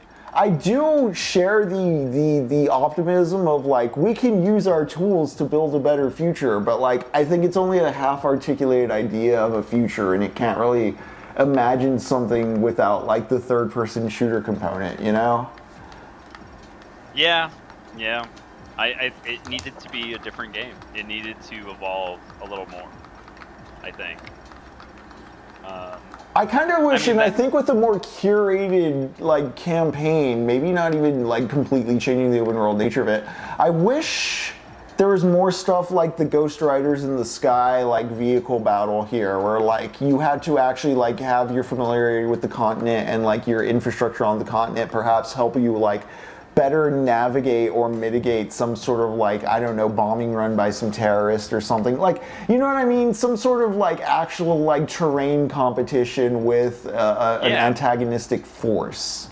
Instead of just like, oh, there's bad guys in a camp over here, don't go over there. But it's like, okay, well, I have 50 different weapon options and like at least 5 cool vehicles I can use to like never touch that area. Mm-hmm. Instead of like engaging with that like not directly. Yeah. I just like the idea of like having to dance around these like bandit camps with guns and stuff, and you have to not kill them. It just didn't get realized. Yeah. Really. And I felt Going into like 2 was almost doing that, because at the intro they're like, okay, here's a trank sniper and there's a hostage over there. Be sure to get in there and save the guy. There wasn't a lot of that on the main line. Maybe I missed that with the side questing, but like the whole like saving hostages, saving animals, like they give you that once or twice in the campaign, and then I mean, sorry to interrupt you. Yeah. But we're kind of talking like, and you're not really focusing on gameplay. You should load up Dollman's dance sequence while you're doing this, while we're talking. How do I best do that? So go to your private room. Just exit the virtual reality. And then like yeah, this is great. Just play. I think it's Horizon Dreamer. Yeah, I think you have to go back to your room. I do love the weapons display, and like having the guitar there is really funny. Hi, Barney. But yeah, go press open up your ring menu and then go to the music and play Horizon Dream. Where is that one? Yes, Barney. I cannot see the text at all, so I can't help. Sorry.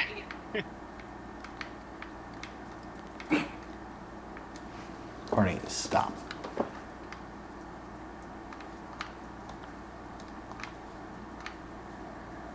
Did you find it? Yeah. Oh. You may need to skip down to it. Yeah. I don't remember the name of the kaiju song. It's yeah, I don't either.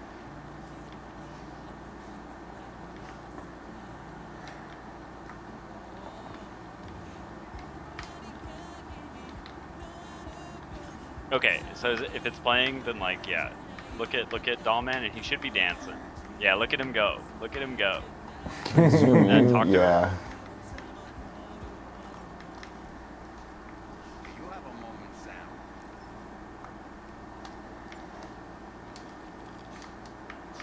Hell yeah. And you can adjust the camera and the lighting and stuff during all this. Oh, hell yeah. Shake it, doll man. This is so good. And I like Sam just like sitting there like he's getting a lap dance is so funny, dude. Whoa!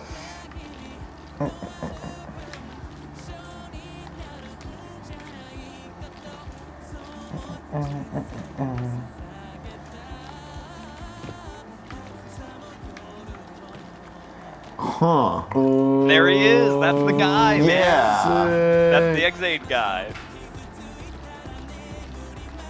I'm on a mission And right I like now. that. Yeah. I like that he has like the chiral doll strings. You know what I mean? So, Yeah. like, he's clearly being controlled by Dollman, sort of, or something's going on there.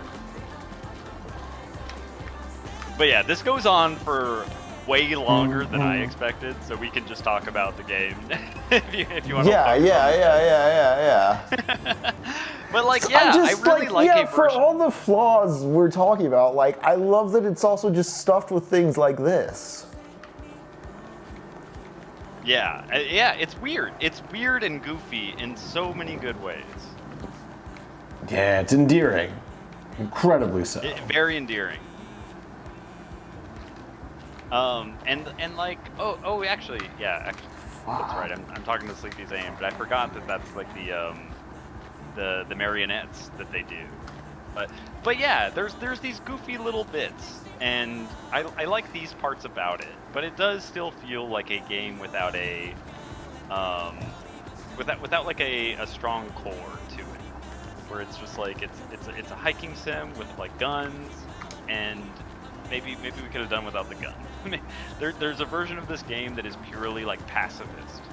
Yeah. And like it's an enforced pacifism. And you know I what? think There's also a version of this game that's just the neophytes. That's just the that's called Quake. my friend. Yeah. Quake 1 and 2. That's a boomer shooter. It's Unreal Tournament 2004. Right. But like, the game is special because it mixes all that in. Right? Yeah. It's just like the Neovana stuff is very well integrated, and I like the combat in there. I like having that pull trigger simplicity built into the mechanics for those segments. And it's just like when it's like you're gun down waves of robots is where I kind of lose the plot a little bit.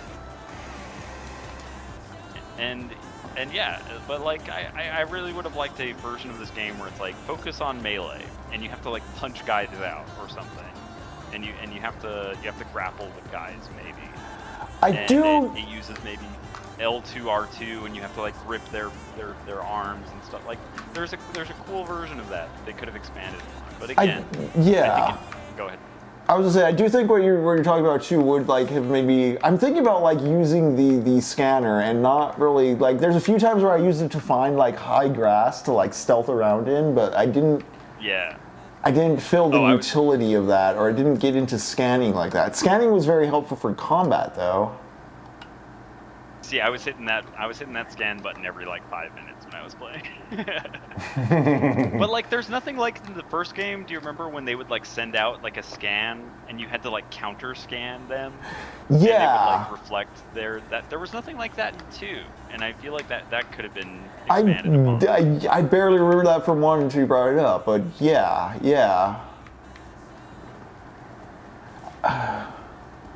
Yeah, I like that shit a lot, where they're like trying to scan you, and you have to like reflect the scan back. That shit's. I wonder how much this was just a matter of like countering the perception that Death Stranding 1 was a game where like you stub your toe and you die. So they're like, no, let's make it funner or go down easier. Accessible. Yeah. Accessible. Yeah. Entry level. There is a bit of that, but like I keep saying this because like I don't want to apologize for the game too much because I like it a lot. I do really like all of the climbing simulation and logistics stuff. Even if it's like way easier and even if it is pared down and smoothed, there still isn't really a game like this. Oh, what? Okay. But yeah, there aren't really games like this, and so like I take it where I can get it. But I do like, yeah, I think criticism is important, and I think like Sleepy Zane, I think we're on the same page there, where it's like you should have done more. You should have.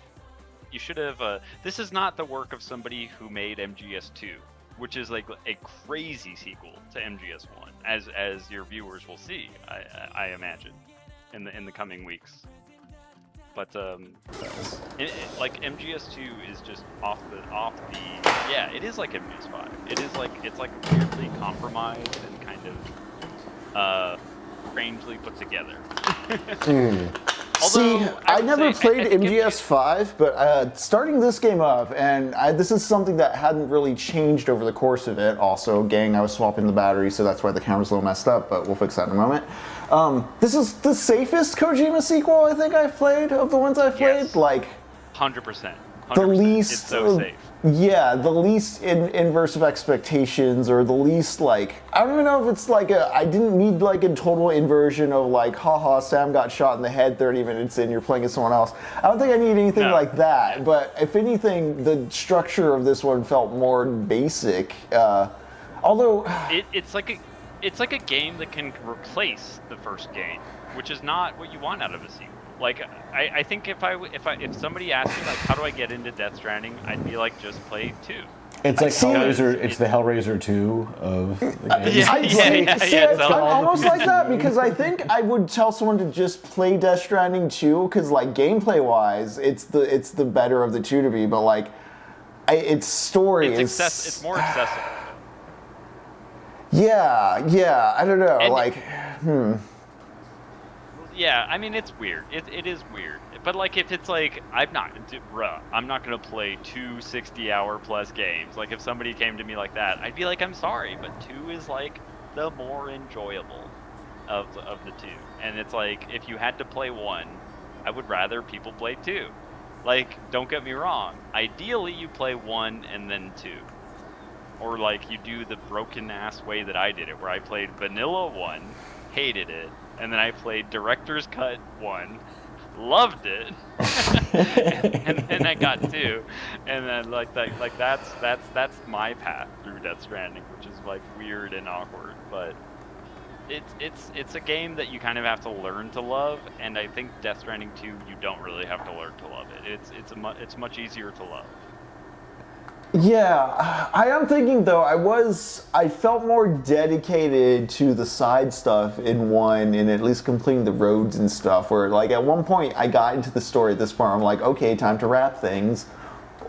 Or I don't know, not necessarily got exhausted with the world map, but I felt more geared towards just like kind of bringing things to a close in Death Stranding 2, whereas like Death Stranding 1, I did dwell in it more, I feel. Yeah. I don't know. Yeah, I guess I wouldn't say play one or the other, but like it is just kind of the safe sequel, and I agree. It does feel like it's kind of grafted on in some strange ways, but I did have enough fun where it was like they added enough and they changed enough and they tweaked enough to where I liked it. Yeah. Especially getting into the mountains. Like I loved the mountaineering in 2 so much more than doing any of the mountain stuff in 1.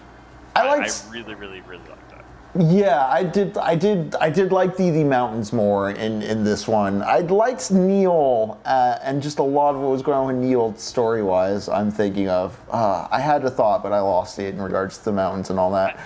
I don't think Neil was as good of a essential element of Death Stranding 2 as Cliff Unger was of Death Stranding 1.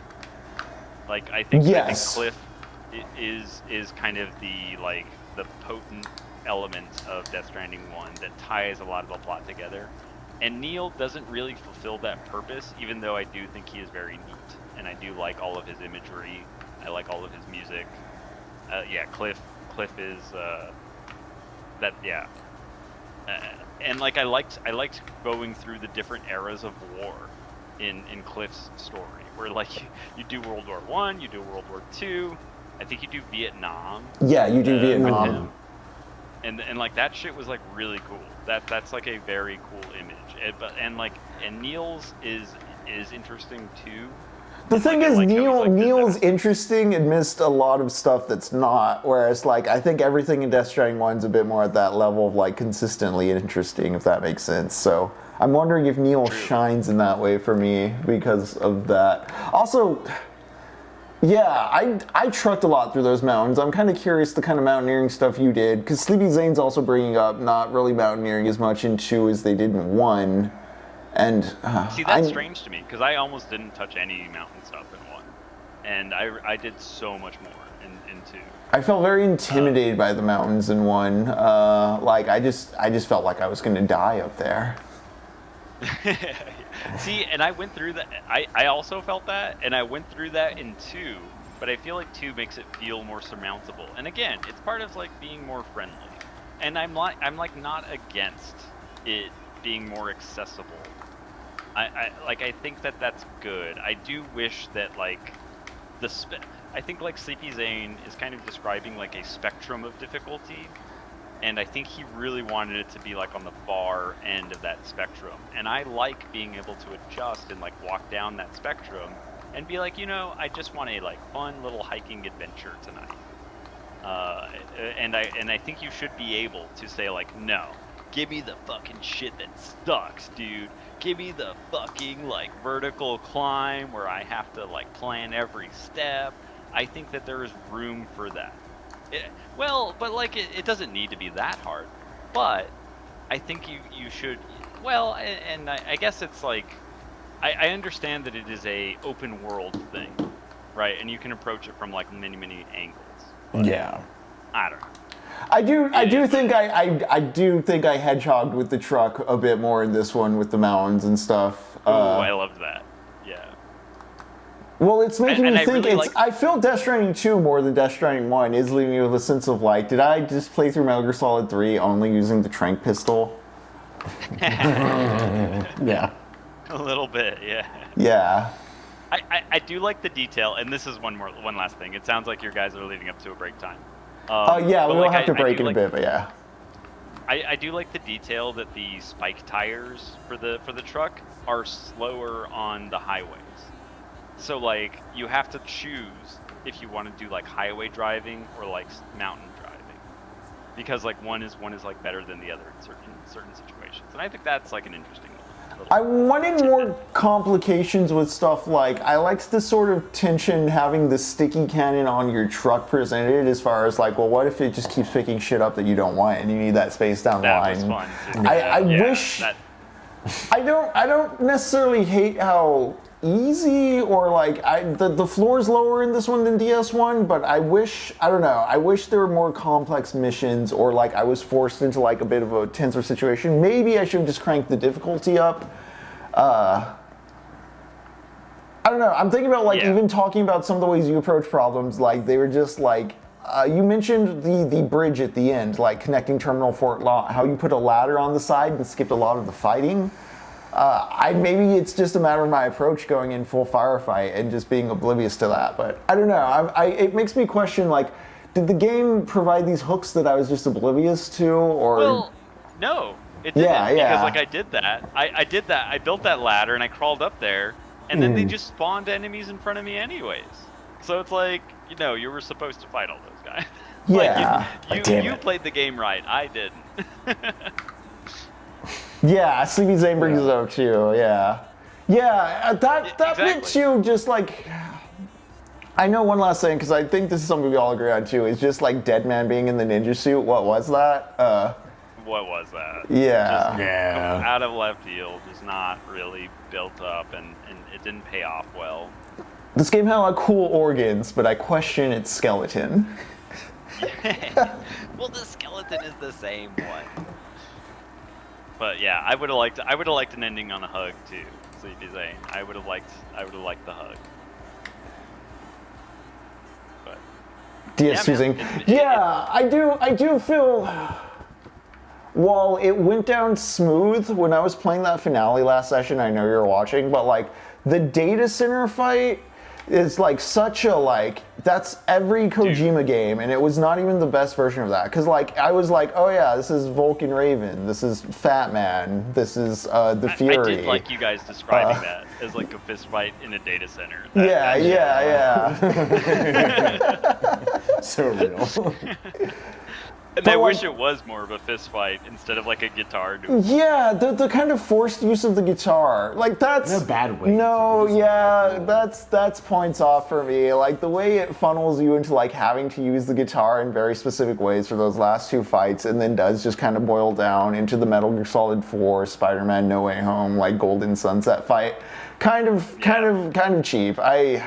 I would have enjoyed, like, maybe even if there was just like a symbolic, like you're running and grabbing Tomorrow and then running away from Higgs and there's no combat, but like you're just navigating, and as you're doing that you're just treated to watching like the Mecha Magellan beat the shit out of everything as you like walk out. You know what I mean? Like that would have been an interesting thing, because like Higgs' samurai fight, even that first one on the beach, it was just like, oh, just wait for him to jump, step to the side, and then beat the shit out of him. Like, Here's my silly armchair dev pitch, but like if you built this game around like melee combat and like fisticuffs and stuff like that, have the last boss fight be you being fisticuffs in the mecha BT, right? Like you're Right? taking control of that, Right. And there's a big scale. Like if you need Because to have on your- like a your dumb big scale. ham-fisted metaphorical level too, it's like, yeah, like the collective body of the team's now like the actual animated ship that you're playing as.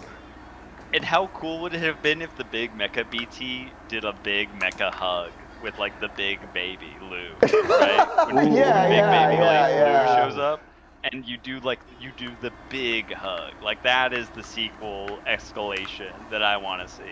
Like, you know.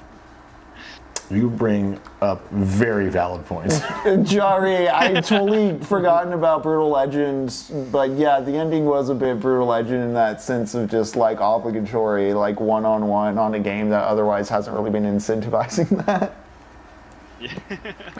All right, I am going to throw up the break screen bumper, Surge. If you want to stick around, feel free to, but also, I mean, I understand it's getting late, but we're going to throw up the bumper, we're going to stretch our skeleton. Thanks for joining and talking, dude. It's great to hear from you. Yeah, It's a brother. massive pleasure. Thanks for having me, guys. Anytime, brother. Thank you. All right, folks, we'll be back in it's 9:33. We'll be back by 45. See you soon. What up, techno hotties and thotties? We are back. We missed you. Did you miss us? We hope so. Oh, hello, Ann Porkins. Thank you for joining. Yeah, we're going through tunes here on Death Stranding 2. Let me actually grab the controller. I'm going to switch tunes. What up, Kaka's Apprentice? You know, Resident Evil 9's about to come out. I'm a huge Resident Evil fan. Yeah. I'm kind of surprised how little I feel compelled to day one this one. I don't know what's up with that either, because like I like what I've seen of it, and I've willingly kept myself away from certain trailers. Loved Resident Evil 8. I don't know. I'm just wondering if I feel overwhelmed by my backlog and not really in need of buying new games, which just again brings to mind this idea to me of just like how many games are people expected to be playing by the games industry to create a sustainable like market economy around this stuff? How much time does consumer society need, and how much time do people have to participate in it currently?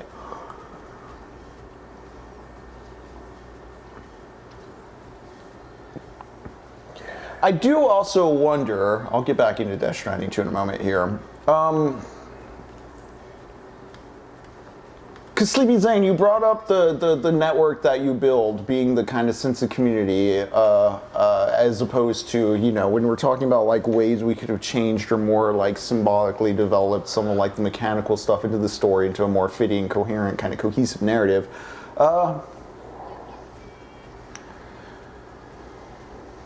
Is Death Stranding stuck in sort of like this protagonist syndrome ghetto of like you as the player having to like be the exceptional person that does all this stuff, and is that like, I don't know, is that just Kojima like running on what the genre and the mechanics kind of at base are, or is there like more story intention there? Because the whole one dude ship full of like ladies photo stuff, it's, I don't know, it's an interesting sort of mailed self-imagination thing I'm thinking of here, Jacob, like where it's fantasy. I'm not sure if it's power fantasy because you're the most beat up, saddest guy on this ship with 3 beautiful women. I think it's like the male endurance fantasy. Like the stability fantasy. Kind of like the Sigma male Batman thing. Yeah. You're also a very handsome celebrity.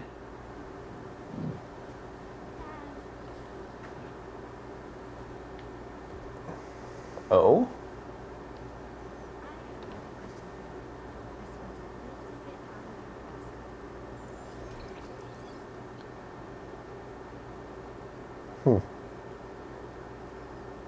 Oh, you're supposed to combine them, and it does what?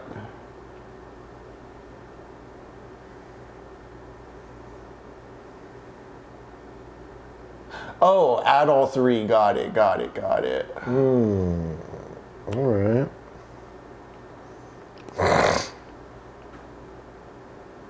Yeah, no, search. We didn't get this one.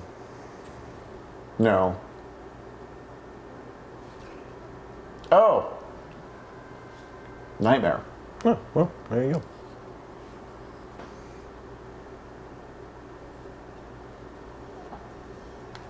Oh, is that how they keep the scenes in case you come back after Fragile's death? They're just like, oh, you just woke up from a nightmare. The excuses it was all a dream. I mean, interesting. Yeah, interesting. Or maybe you're like thinking on like a memory almost too.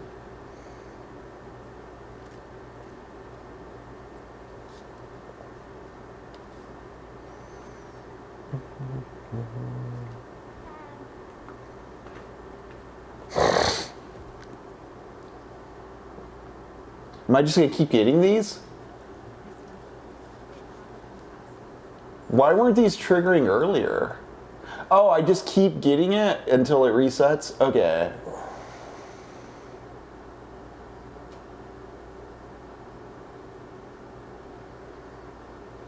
Do I get to rotate the pieces at all, is my question. That's correct.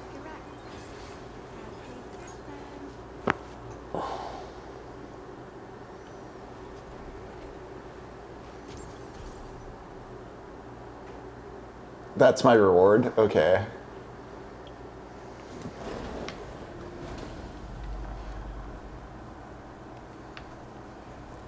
Come take an IQ test. Come choose logic puzzles. I bring up the power fantasy or powerless fantasy thing just because I think Solid Snake, by virtue of being like a soldier and a bunch of other like kind of cardboard cutout titles, also being a contemporary, like in modernity, like in contemporary times hero, like it's very easy to be on his side for what he stands in for and identifies as, because it's like, oh yeah, he's for freedom and he's pro society and against like tyranny, and like this very specific 1998 context where it's like, I'm also against tyranny. It is I who was also against it. Oh yeah, like I want to escape the Matrix too, and the Patriots are the reason everything's the problem. It's true. Like Sam existing in a fantasy world, like doesn't get the same kind of benefits of like shorthand characterization as like Soldier Guy, even in the most basic like war game. Brociety.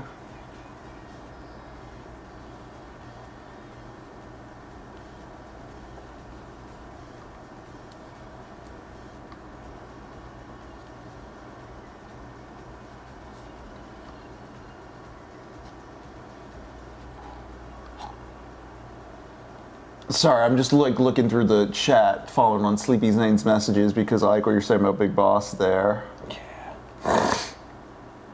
See, and that's the thing too, is because Metal Gear Solid's operating within that structure of like the established like nations, governments, politics. It purchases a lot of weight with that real easily in a way that like Ghost Future doesn't.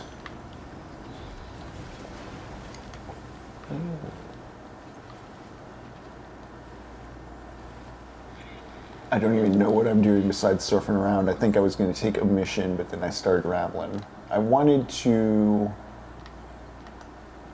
yeah, just take a mission again. Yeah, Sleepy Zane, and I think Ghost Future does have a lot of fertile ground that can resonate, especially with what you're saying, and this is something I've kind of talked about throughout the streams, is like a post-nuclear family, post sort of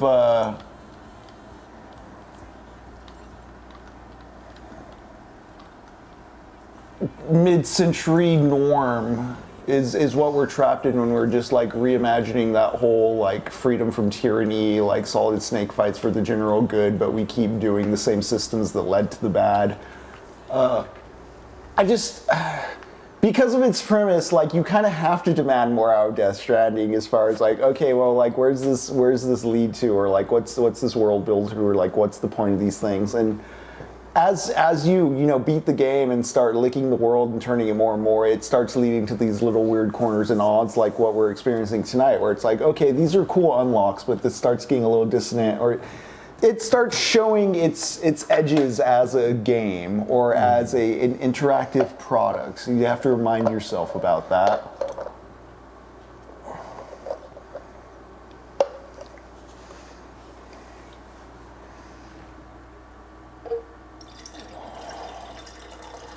Baby's in a liminal state. Yeah, gender's liminal, life and death are liminal.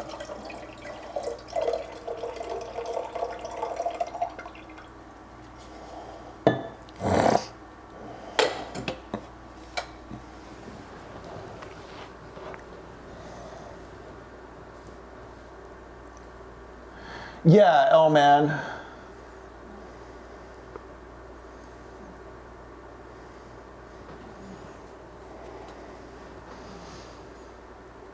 Hey, AR Berlin. Yeah. Sleepy Zane, I did feel that with the Magellan, and maybe that's part of my dissonance about not interacting with the Magellan as well, is like, because the Magellan carries your family unit with you, there's something to a sense of like, in Death Stranding 1, you're a pioneer, you're kind of alone, and you're going out into the world, and when you touch back down at bases and stuff and make contact with other people, there's a bit more heft to it in the sense that like you've discovered something, or like you found an enclave of human survival. The way the Magellan can just kind of sweep around and dispatch Sam really does feel way more errand boy.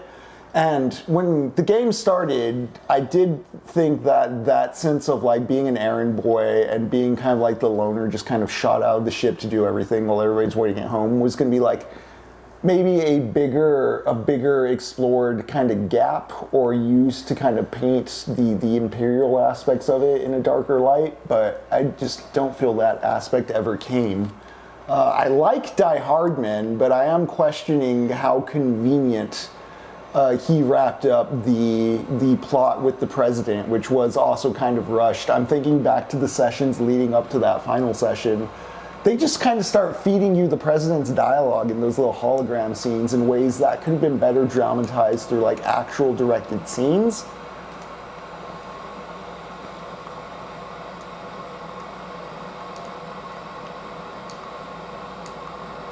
Yeah, Sleepy Zane, I really like that about the end with the opening of Lou's pod in 1.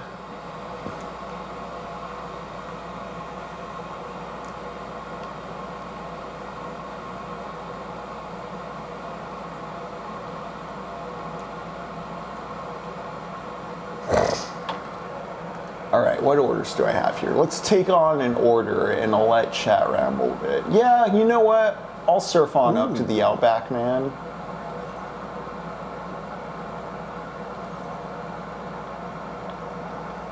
See, here's something too. I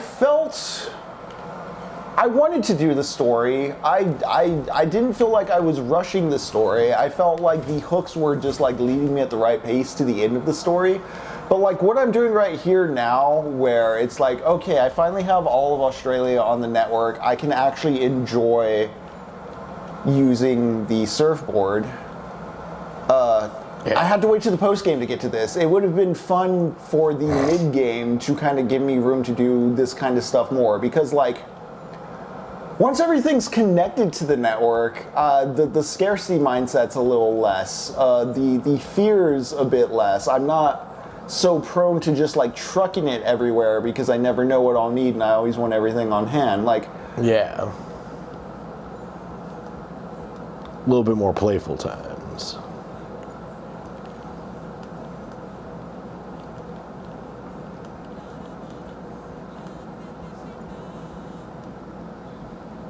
I liked the dance, Sleepy Zane. I prefer it to the Princess Beach moment from the first game.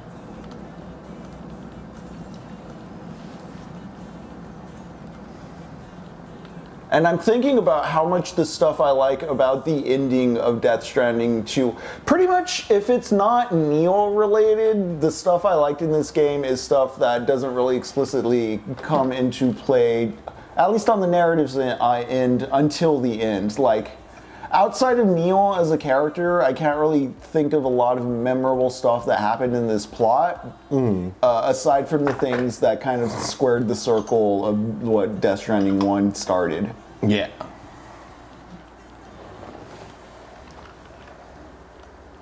Because, like, Rainey got bullied out of her shelter, from what I remember, from her introductory cutscene, and, like, I don't know, does she ever get to go, like, reintegrate into society in any way, or is she just, like, ship buddy now?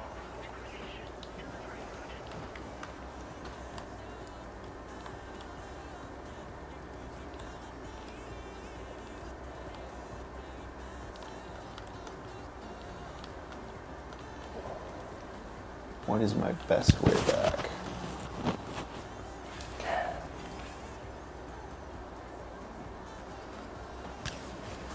It's exhaust tar. You spend crystals to ride this board. You spend crystals and it spits out tar. Video games, language, wow. Incredible.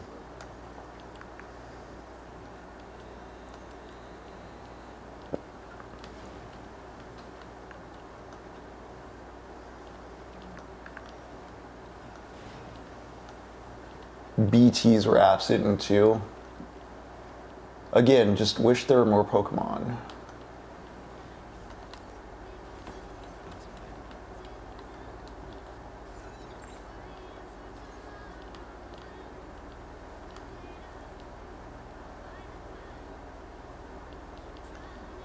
I should probably adjust my music player so that I stop driving chat insane. Also, I'm curious what YouTube copyright would feel about that. We'll find out. We'll find out.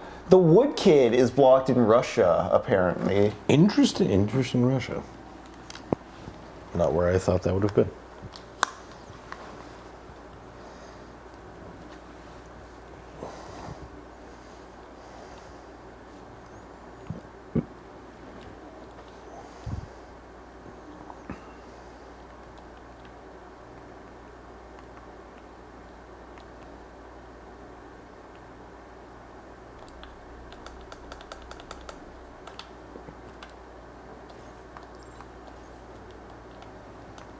Alright, let's get up this hill here.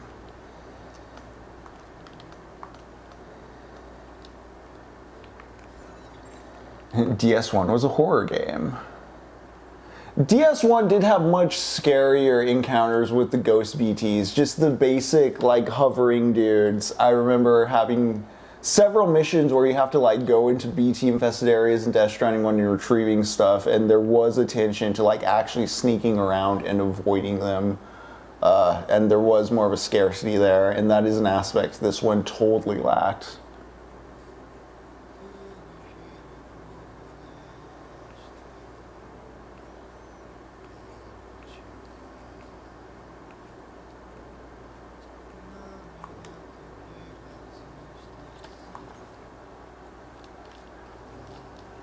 What is the best way up this mountain? I'm just sort of hovering here. I'm so off base.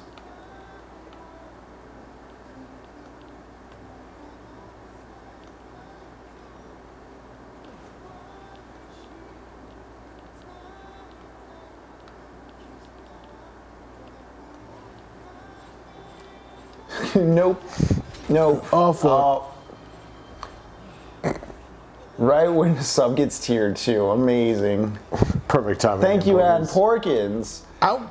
We love Just a reminder, if you have a Twitch sub, you do have access, or you should have access to the Discord. That is a sub perk.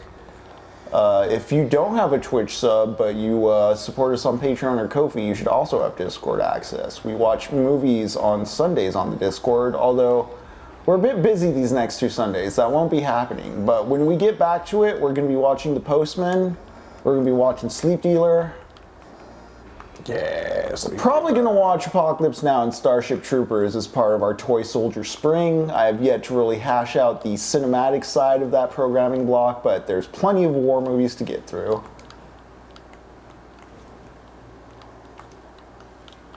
Again, next session we will be reading, we'll be talking about the Yeats poem, The Second Coming, the Yeats poem, Song of the Wandering Agnes. I might read those 2 on stream. Also worth looking into, just for some background on Yeats, is Byzantium, not Sailing to Byzantium, but Byzantium and Sailing to Byzantium, Easter 1913. Leda and the Swan, if I didn't mention that one. These are all very short poems.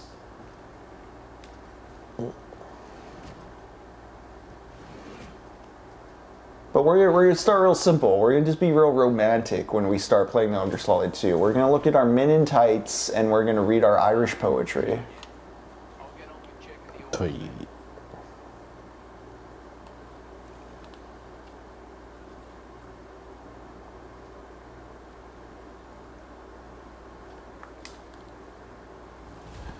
Oh, did I just dox Ann Porkins by mentioning who did the sub? Is that info only Twitch shows us? Apologies, Ann.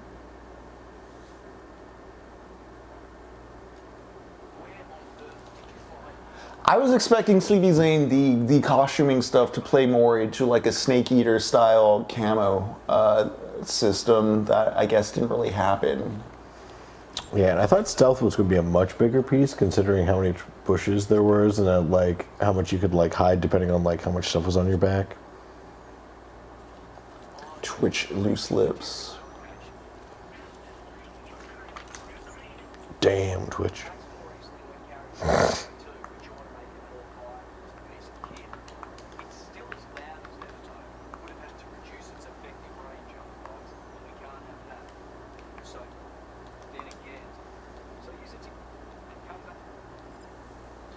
To its credit, Death Stranding 2 is also reaffirming to me that we were not off the mark with Doom Eternal, because remember how much that game pushed into a crisis of, like, is streaming just a bad format for gaming? Like, are we just not earnestly engaging with this thing because we're too busy, like, streaming it, talking about other stuff?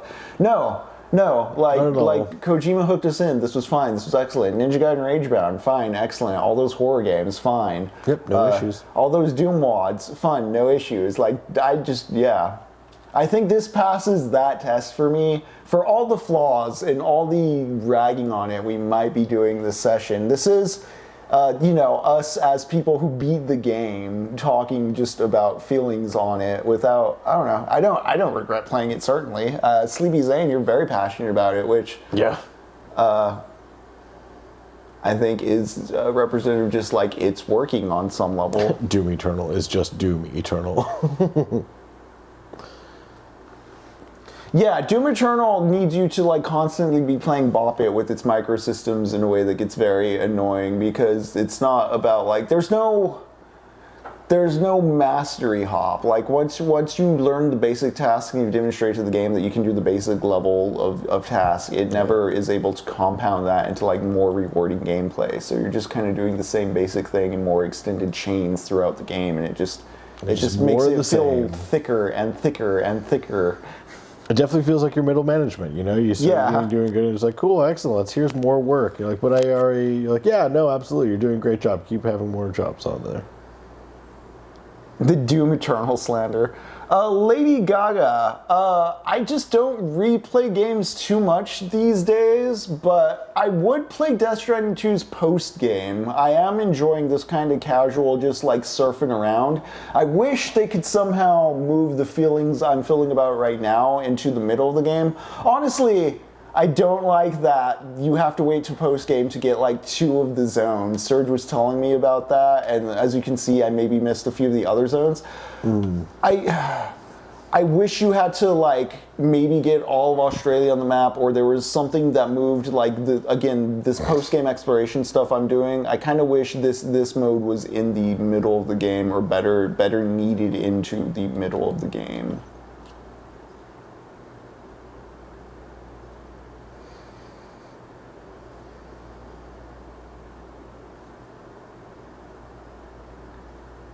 See, and if I'd prefer to play the post game and just kind of knead over the map than replay the game, because if I were to replay this game, I would not want to redo all the infrastructure rebuilding. I would definitely be beelining it more than I was this time around through like all the plot points and main missions.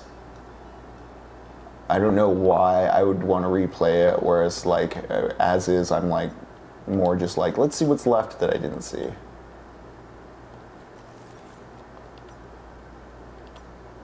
I mean, I do replay Souls games. I did replay Super Metroid. I am saying I don't replay games much, but like, again, those are games, well, not the Souls games, but Super Metroid is a 3-hour investment.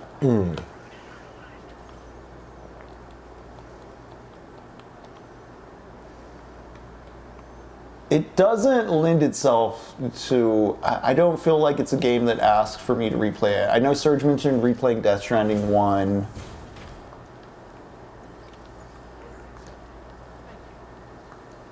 I would replay these, but I would not play them as thoroughly as my first playthrough, is what I'm feeling.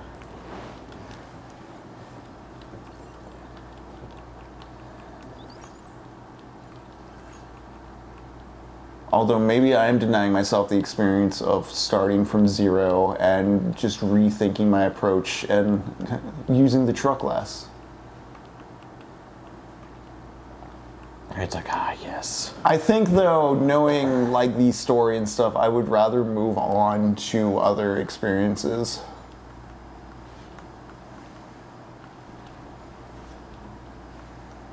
such as replaying a game from 2001.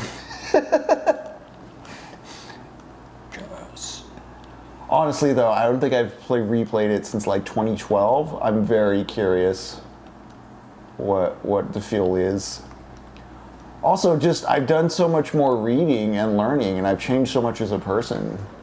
It's true. We've grown a lot. The country has changed. Even the nature of like the game's audience has changed. You know, it has an ever-shifting aura, as Walter Benjamin might call it.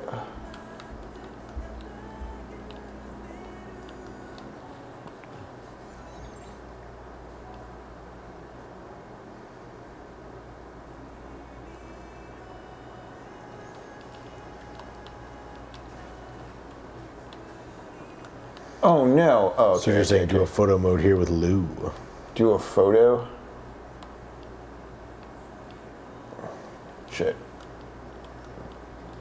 Pretty. Yeah, dude, radical.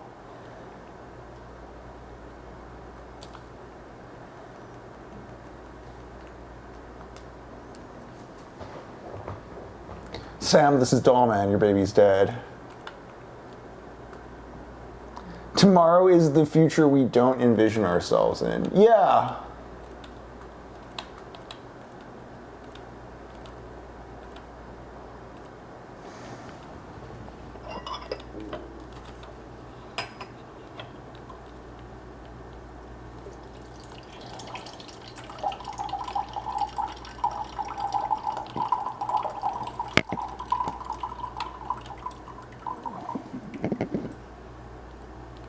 Oh.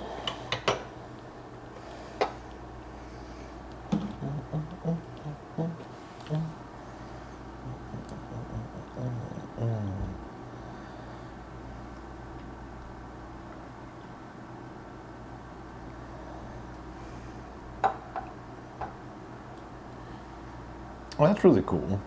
Yeah, that's nice, though, man. The therapy of painting. Yeah.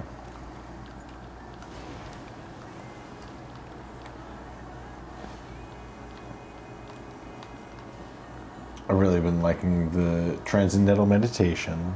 I do think every little like thing we're pointing out to is more just like, again, Kojima's a game guy, not a cinematic narrative guy. Right. He does appreciate good movies. Yeah, but there's a lot of just systems he's curious about and like making haptic, I think, more than like. There's definitely lots of pieces to it. Yeah, he's showing off like movie knowledge, not like political manifesto knowledge or philosophical like considerations. I know he has like the creative gene like ideology book.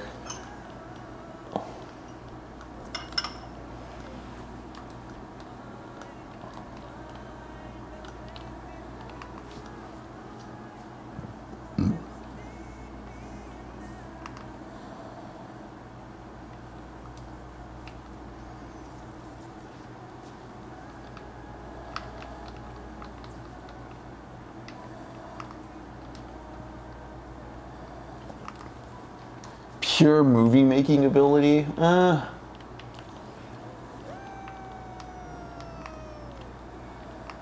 Honestly, I'm kind of wondering what. Oh, hell yeah. I'm kind of wondering what, like, something like the impulse to create Death Stranding would be like if it wasn't also Staple 2 and we have every celebrity ever in it. If it was less cinematically inclined. What would that be?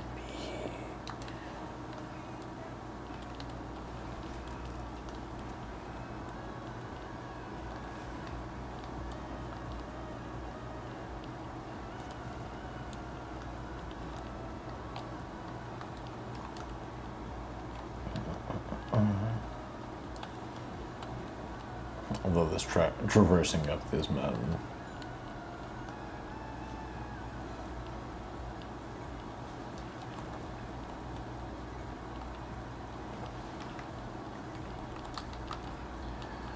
Yeah, like, because there's a version of this sort of narrative where I think it would have been fun to actually have Higgs as like a competitor in infrastructure building. Like, yeah, you blow up like some of his arms factories here, but imagine if he was like,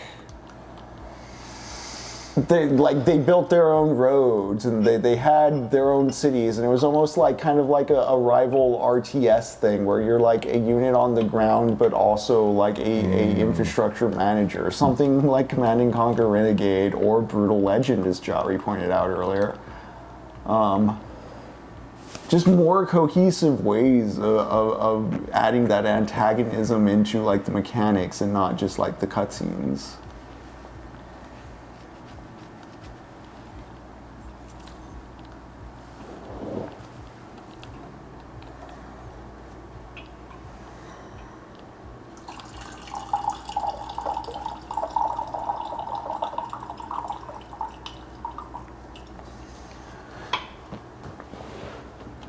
Oops.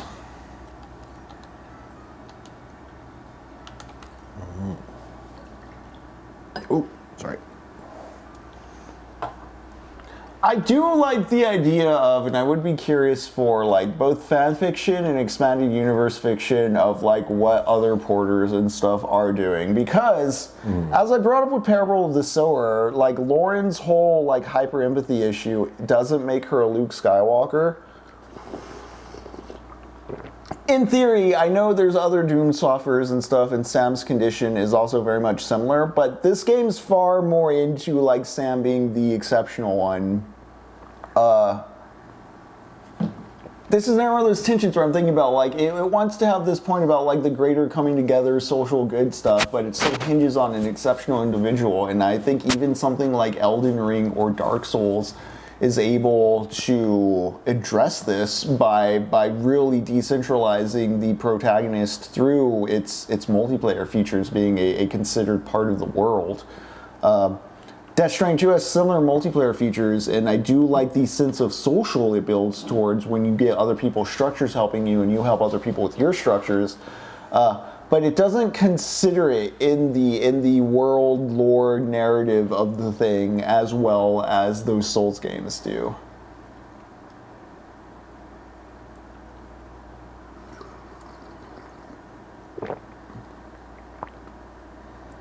It may not even really be Doom's that's really the part that's making him exceptional, maybe more his relationship with Lou. Like, there's maybe even the fact that it's kind of vague or hard to pin down shows how much, again, Kojima's operating more on like trope familiarity and comfort, prioritizing gameplay and like stuff like that.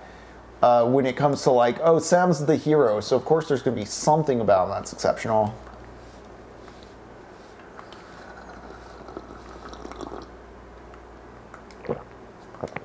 Okay, yeah, that's right, the repatriate stuff.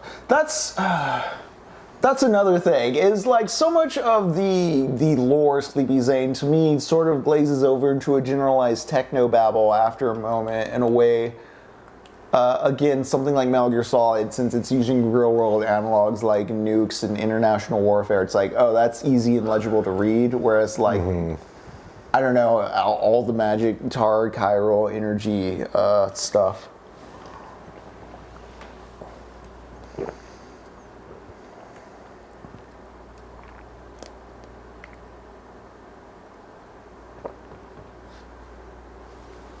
Alright, okay, I'm going to take on another order, and then we might be wrapping it a little early, just because I think we're about ready. Actually,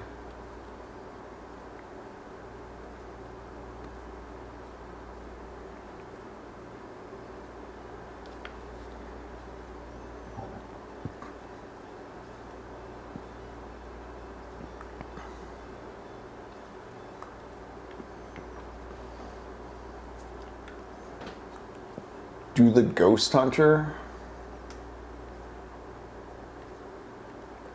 Do I have anything to take to the Ghost Hunter right now?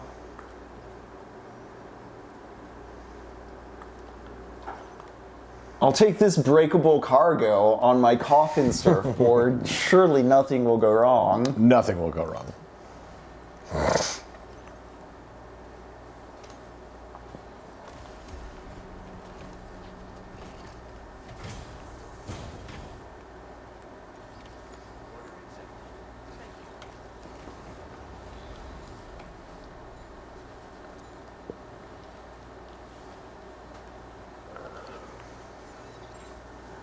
Jari, we're going to be playing Metal Gear Solid 2.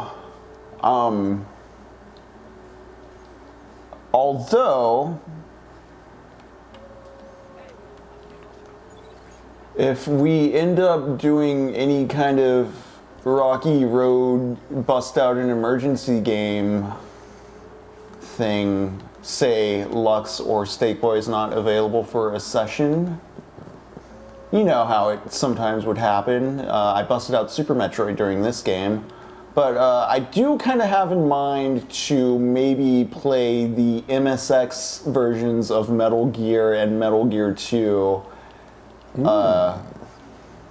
Yeah, because the version of Metal Gear Solid 2 I'm going to be playing is from the PS3 HD collection that collects Metal Gear Solid 2, Metal Gear Solid 3, and Peace Walker.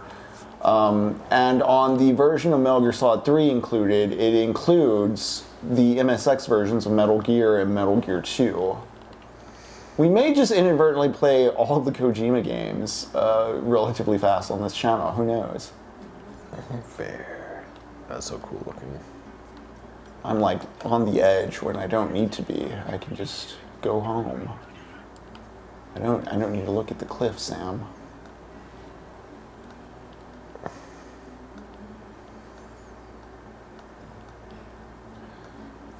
So Sleepy Zane, I never properly played the MSX ones. I played the NES Metal Gear with a guide as a kid, and it sucked. But luckily I was like a kid in high school with not a lot else to do and a lot of free time. And you'd be like, all right, we can do this. One of those games I probably wouldn't have, like, yeah. It's like Morrowind. I can't go back and play Morrowind now, but like when I played Morrowind in middle school, yeah, I could just do nothing but that for the weekend. Mm-hmm. Yeah. We'll just grind it out. There's nothing else happening. And then I played Snake's Revenge on the NES, and it was just goofy and bad.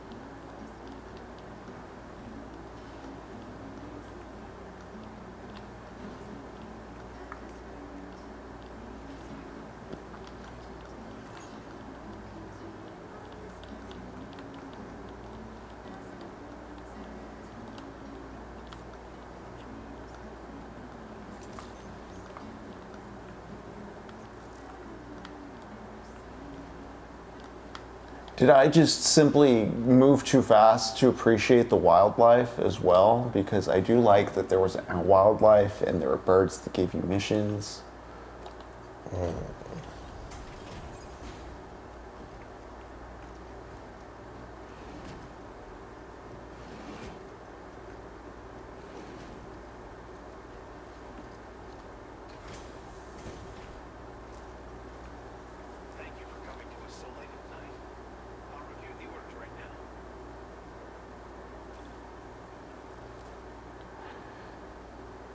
Yeah, and Serge, I was so hesitant to hop on a coffin up until this point because I was like, wait, I don't have enough space on the network. I want to have like more of the network open. Like I was always waiting to expand the territory more because the surfboard felt like it was a tool for revisiting, not for like treading out or striking it into the unknown.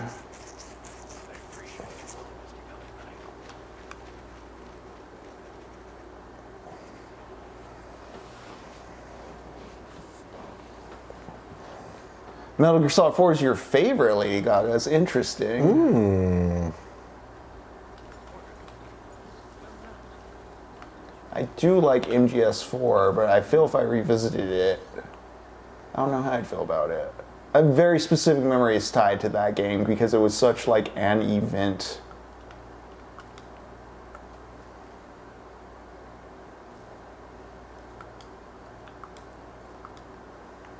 It's gonna be too heavy.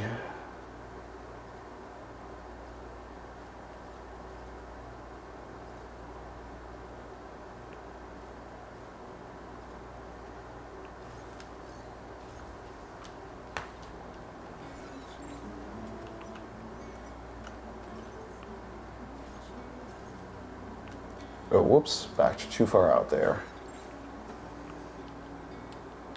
Do the birds have a mission for me, though? No, they don't. They do up at the animal shelter.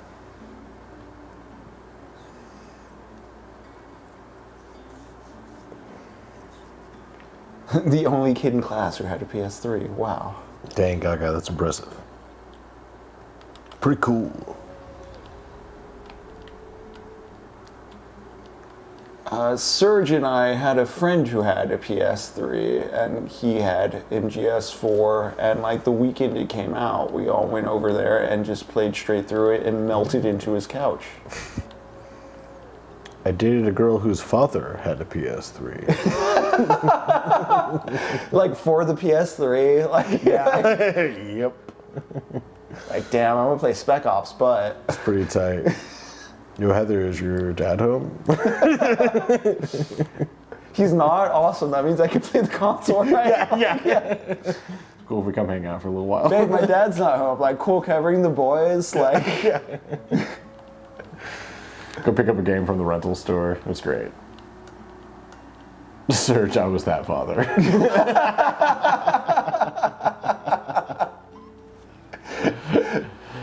Yes. fuck, he overrode my Souls character. Like, The worst is when her dad came home from during a long MSG4 cutscene. Yes. Gaga's friends. I told my mom the PS3 was a Blu-ray player. Smart. My mom would be like, "What's a Blu-ray?" Like, don't worry about it. But we need it.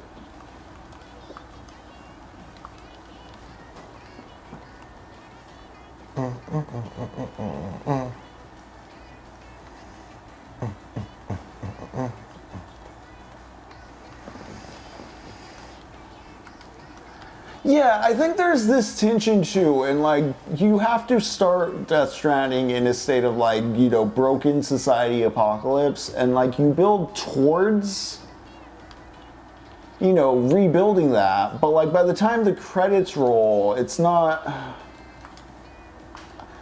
I'm having fun surfing around right now without the threat of robot ninjas is what I'm saying, and I wish the game's story was able to arrive at this point before the credits roll and integrated it into the narrative, and it wasn't just kind of like a post-game novelty that like, the world is safe. Yeah. It's like there's still so much you can do with this.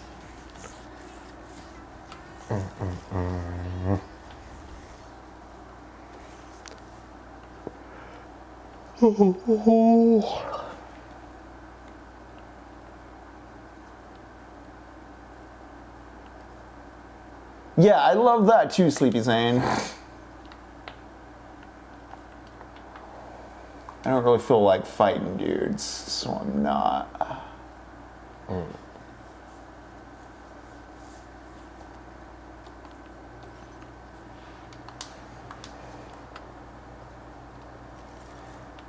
Alright, gang, this is gonna be the last mission.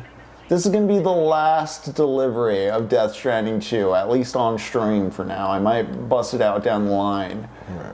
For those of you who've stuck around this far, a little inside baseball, but I'm gonna throw this on our Sins of Techno-Poverty list, which is a little book of forgotten things we maybe left too loose and might need to revisit. And you know what? Getting all of Australia done might be one of those.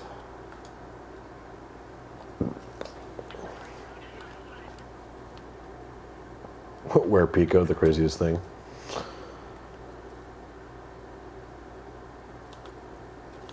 Can I customize my look at this location? Yeah. Yeah. Yeah. Yeah. No. No. Yeah, maybe it's on my end for not unlocking more, but I really wish there was some goofier stuff here. I'm doing the heart lenses in the bunny hood.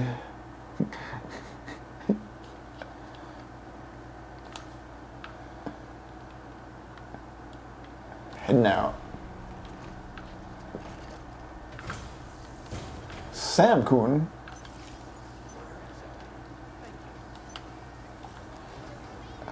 Maybe I should get a new coffin. This one's kind of beat up. I've been riding it over the edge.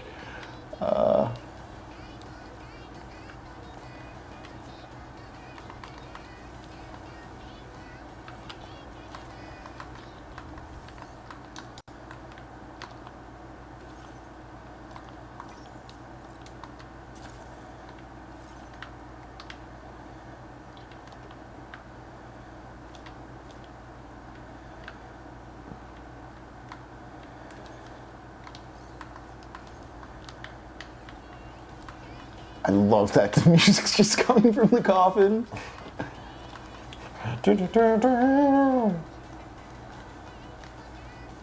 Okay, but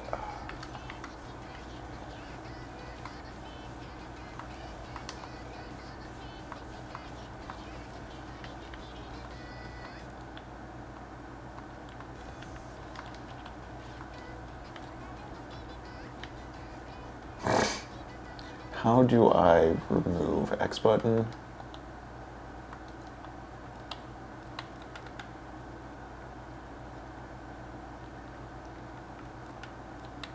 No, how do I remove you from the playlist though?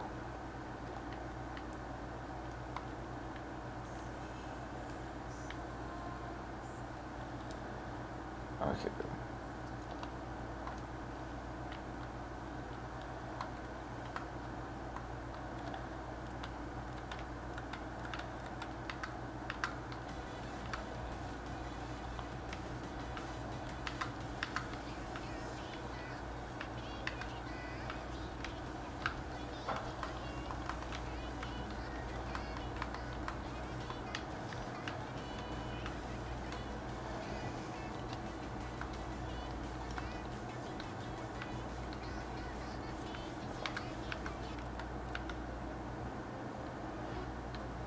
Yeah.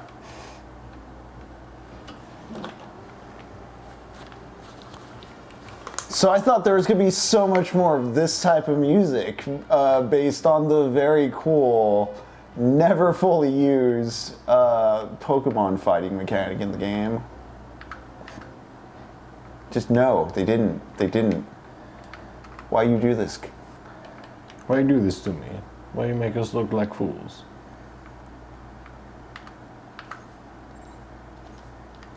All right.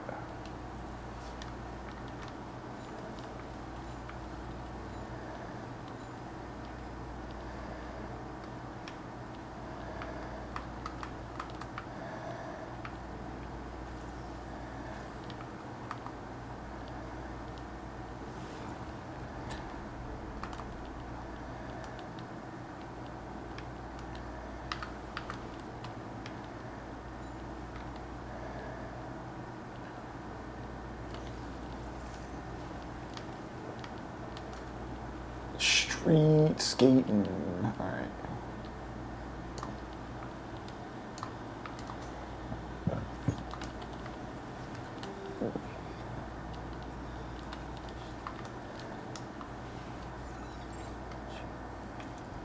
I'm actually just going to skip to raindrops keep falling on my head. But also after that, I want Story of Rainy.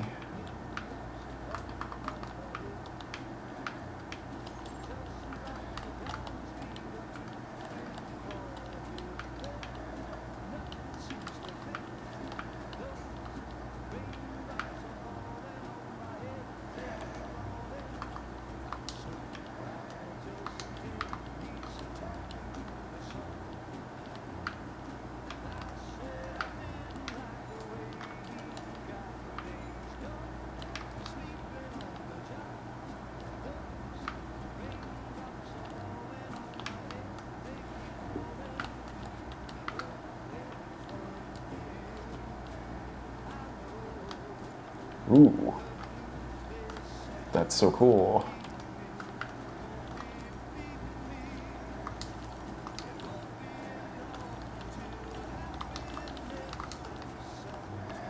Am I going to make it in time?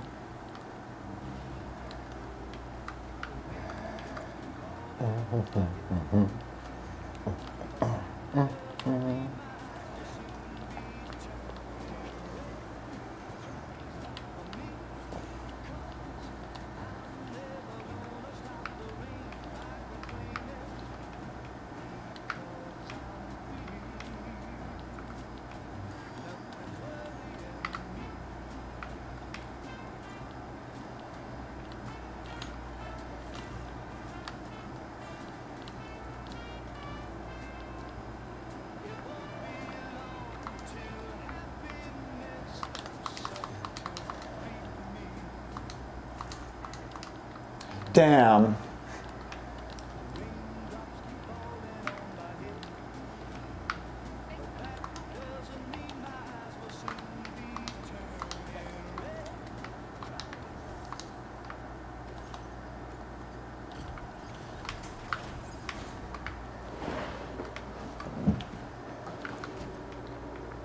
Yes.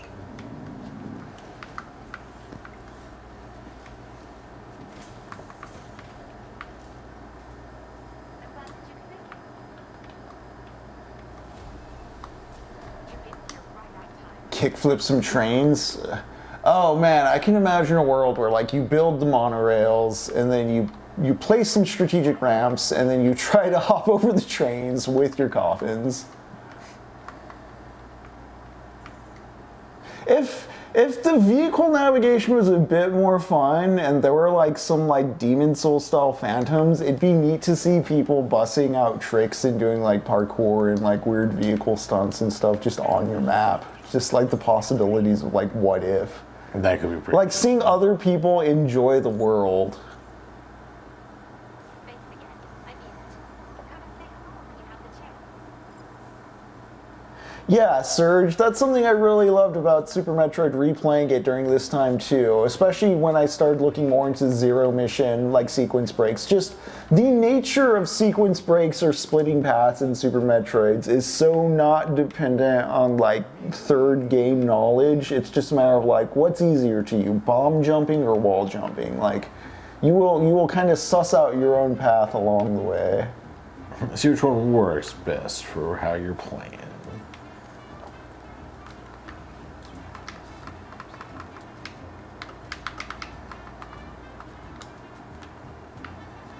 Just ghost Sams you can follow. Alright gang, this has been Death Stranding 2. This has been our fall into the future. We've read through Octavia Butler's Parable series, as well as Nevil Shute's On the Beach. Yeah, we're going to be cracking into some Howard Faust, some Frederic Jameson, some William Butler Yeats, and we're going to be playing Metal Gear Solid 2 and Spec Ops The Line as part of Toy Soldier Spring. There's probably going to be some other stuff in there as well. There's a classic military campaign with a co-op focus that I think's a bit of everyone's nostalgia at this point. Oh yeah. We may be busting that one out sometime down the line, but those two games are kind of where we're beelining first. Yes, Lady Gaga, Mamoru Oshii's the pizza guy. We did discover that. Did you also know, Jacob, Mike Flanagan's in this game? I saw his name and I was like, but where is this man? He was like one of the, I can point him out on the map. I don't want to get up from resting. Can I do it while paused? No, I can't pull up. He's not too far off from here, but yeah, Mike Flanagan, director of Midnight Mass, Fall of the House of Usher, all kinds of other stuff was in here as well. Some fun producer man. But yeah, we will see you next week. If you are in the Austin, Texas area, come out to Kill the Internet. Come out to Jacob's movie. Come out to Fight Opera, which is going to be next weekend. Sadly, we won't be doing movies on the Discord. But if you can get out in real life, please do touch some grass. See some friends. Say hello. Make connections with people. It's been great hanging with y'all tonight. Y'all take care. Good night, techno hotties and thotties, forehead kisses.